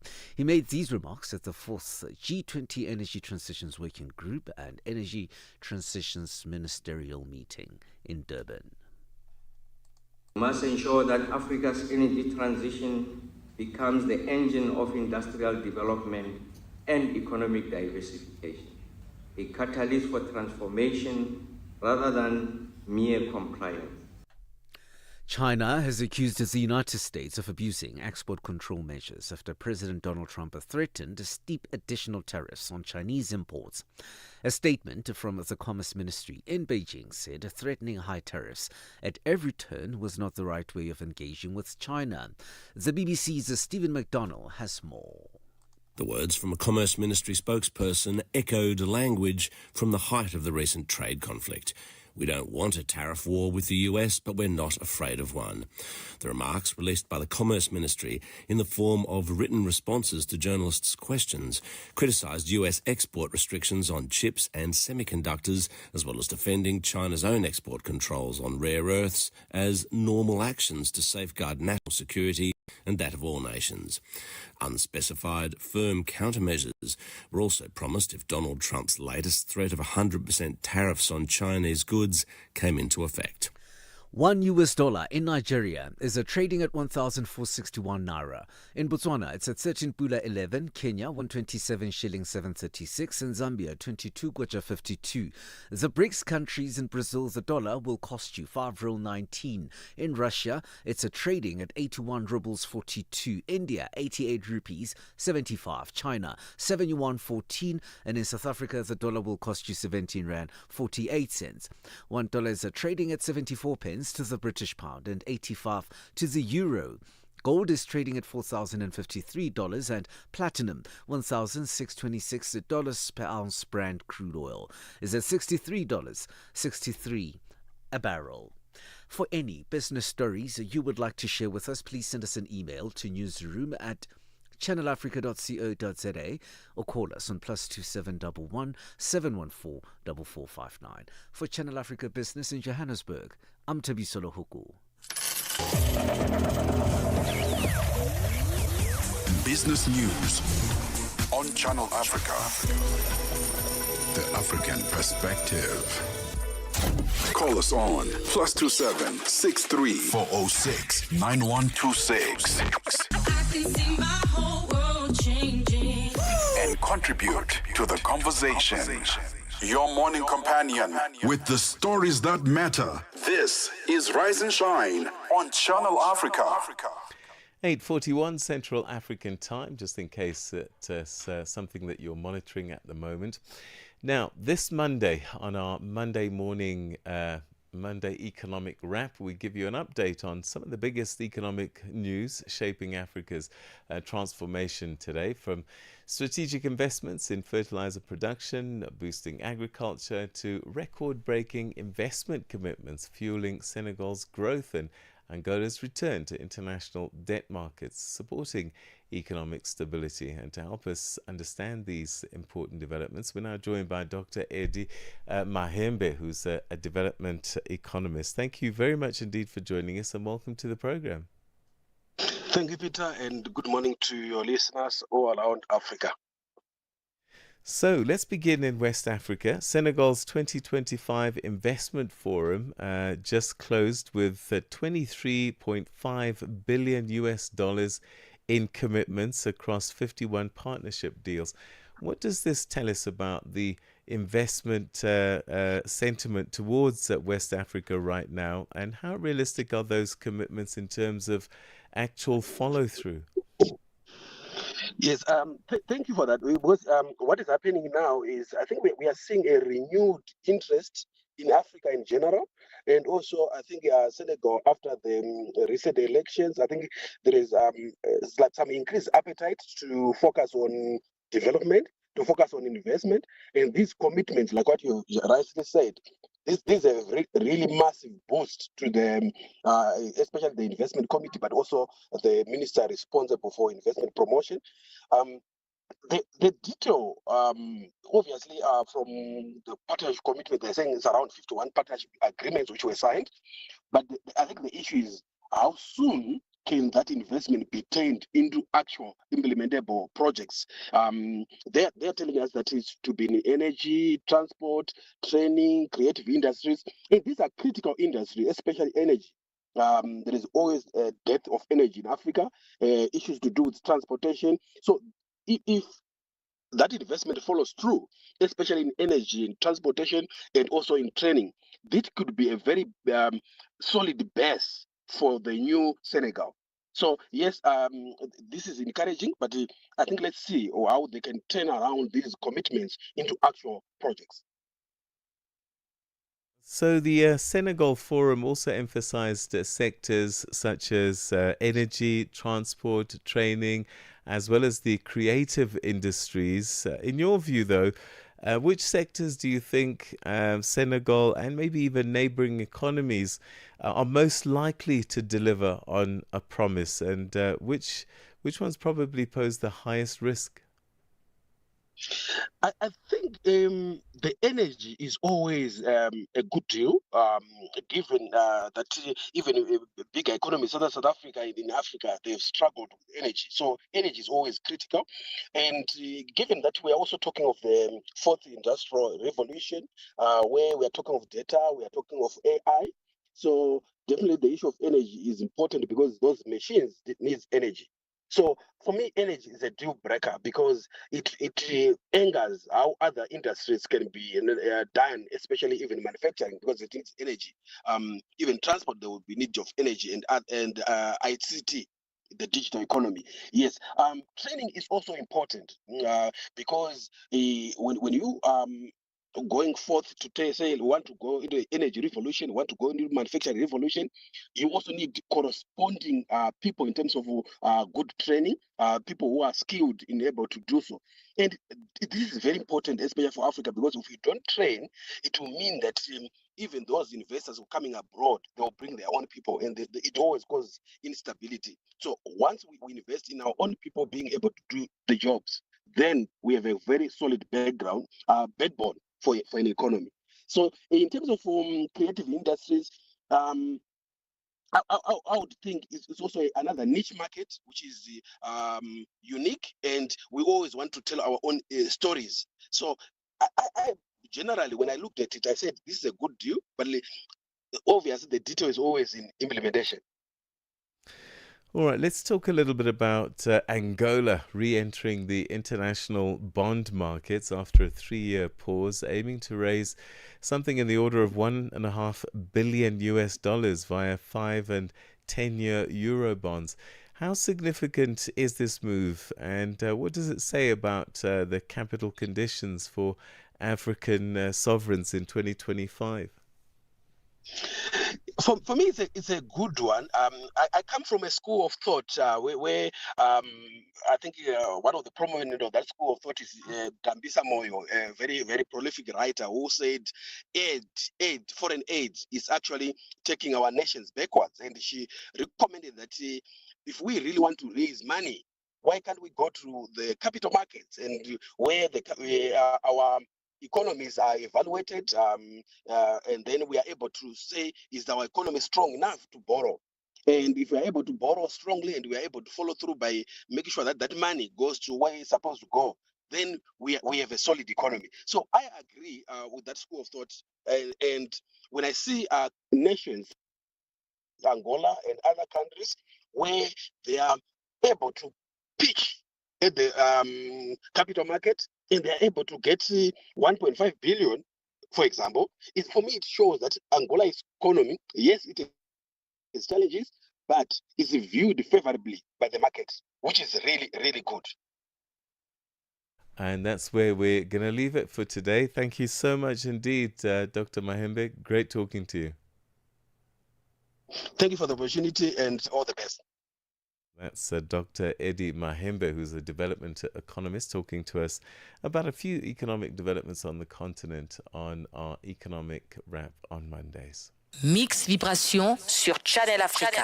Qu'est-ce qui vous a amené à dire ça? Est-ce que vous avez observé un certain nombre d'événements dans la vie? Est-ce que c'était par rapport à une expérience? Est-ce que vous avez rencontré des choses qui vous ont dit il faut de la patience, comme ça les choses vont venir au bon moment et les bons dieux pourra peut-être me visiter? Oui, c'était justement un conseil que le Seigneur m'avait inspiré pour donner à son peuple, parce qu'il y a la plupart des gens, pendant que Dieu bénit les autres, ils pensent que Dieu les a oubliés, et pendant que Dieu ouvre pour les autres, ils pensent que peut-être Dieu n'a pas pu écouter leurs prières. Alors, ce n'est pas le cas. Alors, Dieu bénit tout un chacun de nous avec son temps. Donc, le temps de Dieu est toujours le meilleur dans la vie de tout un chacun de nous. Mix Vibration, tous les dimanches de 18h à 19h, temps universel. Je, una jambo lolote akilini mwako? Je, una shauku kuhusu maswala muhimu? Na je, una maoni ambayo unataka yasikike? Kweli, hili jukwaa ni la kwako. Piga simu au tuandikie kwenda WhatsApp namba alama ya kujumulisha 2760552594 na tutakupigia simu. Mtangazaji wa habari zetu za Afrika Kusini mjini Johannesburg. Hivyo unaweza kuwa mshirika kwenye matangazo yetu. Sio mazungumzo tu, ni fursa yako ya kuchangia maoni yako na kushirikiana na jumuiya ya wasikilizaji wanaotamani mtazamo wako. Tufuate kwenye mitandao ya kijamii. Tembelea tovuti yetu www.channelafrica.co.za na uwe tayari kushiriki na kuchangia maoni yako kwenye Channel Africa. Channel Africa, mtazamo wa Kiafrika. Siyabangena manje. Vito Jablan Kolele Imakota. Jablan is a young man from Guyana in Limpopo in South Africa. A very easy guy, taking things easy. To know me is to know that I love what I do, which I'm crazy about it. So when you hear me on radio, expect the best. Expect great music. Expect great content. Expect 180 minutes of nothing but fun. You'll find me on the morning reset, 3 to 6 a.m., Monday to Friday. Siyabangena baba. Ay. Mbuleke.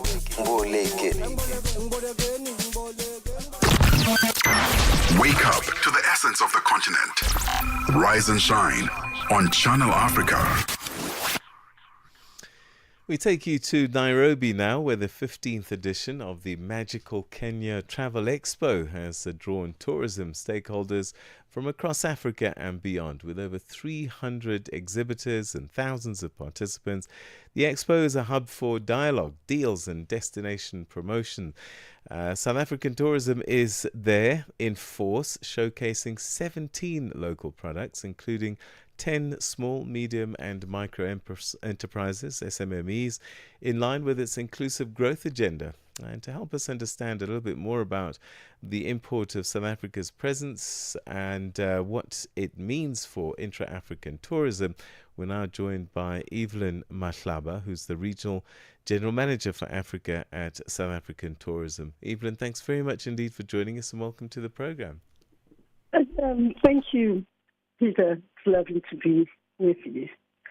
So tell us why South African Tourism decided to send a delegation to this year's Magical Kenya Travel Expo, and what do you hope to achieve there? The expo actually, Peter, was last week for 3 days. And it is a really great platform for us to showcase South African tourism products, and also having the guys who are from South Africa, they're engaging with different stakeholders, especially the buyers of travel, which are the tour operators and the travel agents. So the whole idea is to actually give SMEs and South African products and access into the market. So, and who are you speaking to at a travel expo like this? Is it fellow Africans? Is it Kenyans or people from all over the world in general? It's people from all over the world in general. The majority, however, it's Kenyans and East Africans mainly. So it is a good opportunity for us because the advantage of being in a platform like Medical Kenya is that, you get more for less because you are exhibiting there, but you are meeting individuals from the rest of the African continent. So it's mainly travel agents, tour operators, also hotels, any supplier within the value chain of travel is actually there. And I see that 10 out of 17 of the tourism products are small, medium enterprises. Take us through that. Is there a lot to gain for the smaller businesses, and why has this become important for you? Okay, the SMMEs are quite important, Peter, because the majority of them, they offer experiences in most of them in lesser visited destinations within South Africa, and that's what we also want to showcase. Number two, in terms of marketing, the marketing cost is so expensive. So for a small operator, it's actually easier if we then put out the platform, invite them to come through and exhibit at our stand. So it is cost effective for them, and also it allows us then to showcase a variety of experiences in South Africa through them. What are you seeing as main trends in terms of intra-Africa travel? Are we seeing a lot more movement between countries, Africans visiting African countries? Yes. There's a huge movement that's happening, and it's mainly driven also by the younger travelers as well as business travel. So business travel, a majority of individuals will actually travel for business, but then stay a couple of days for leisure. So pleasure is something that is also driving the intra-Africa travel, as well as people are looking to experience different cultures. So history and culture is also another driver. Seeing people specifically from the rest of the African continent coming into South Africa is actually to drive more.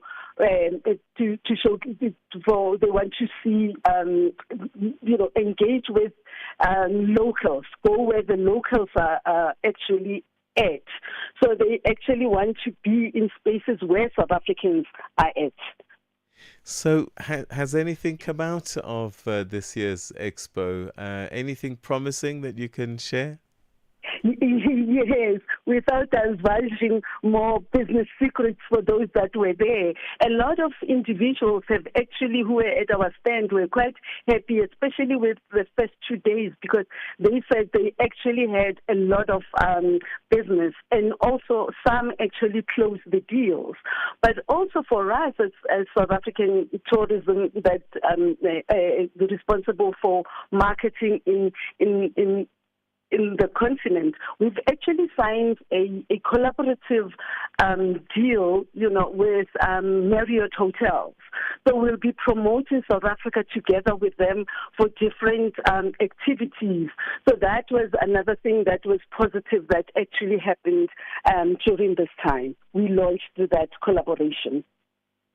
I'll see, Evelyn. We'll leave it there. Thank you so much indeed. And let's see what the fruits of your hard work may be in the coming weeks. Thanks so much for your time.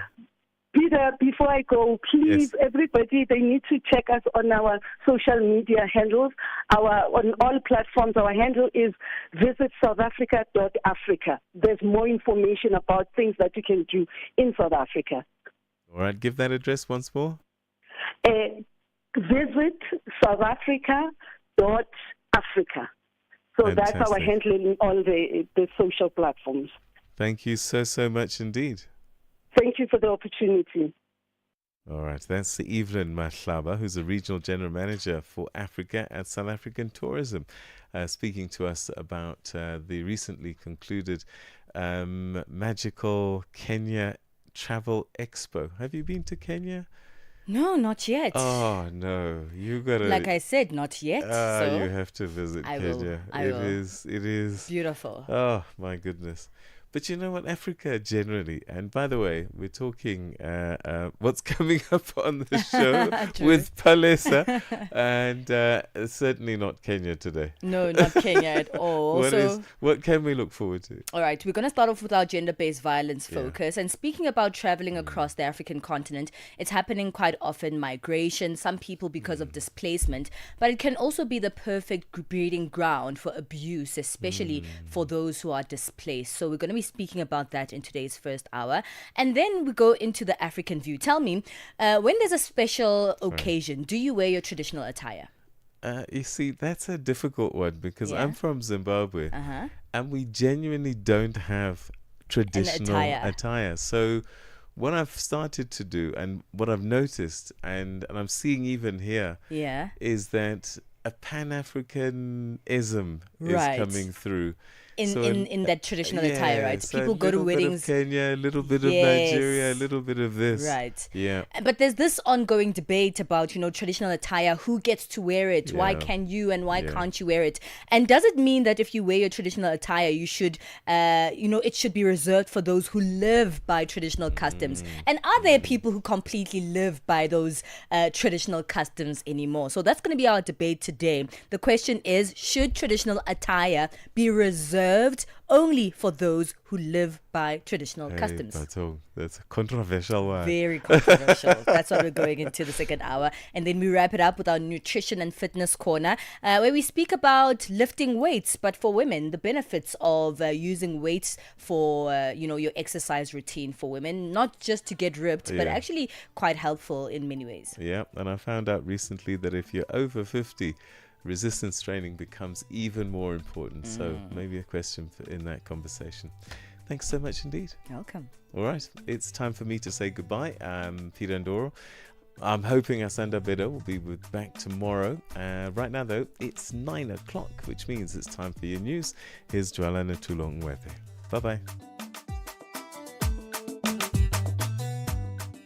Get the news, music, and lifestyle of Africa on Channel Africa, the African perspective. SABC News, the African perspective. Thank you, Peter. Top stories. The Saba Madlanga Commission in South Africa expected to resume this morning.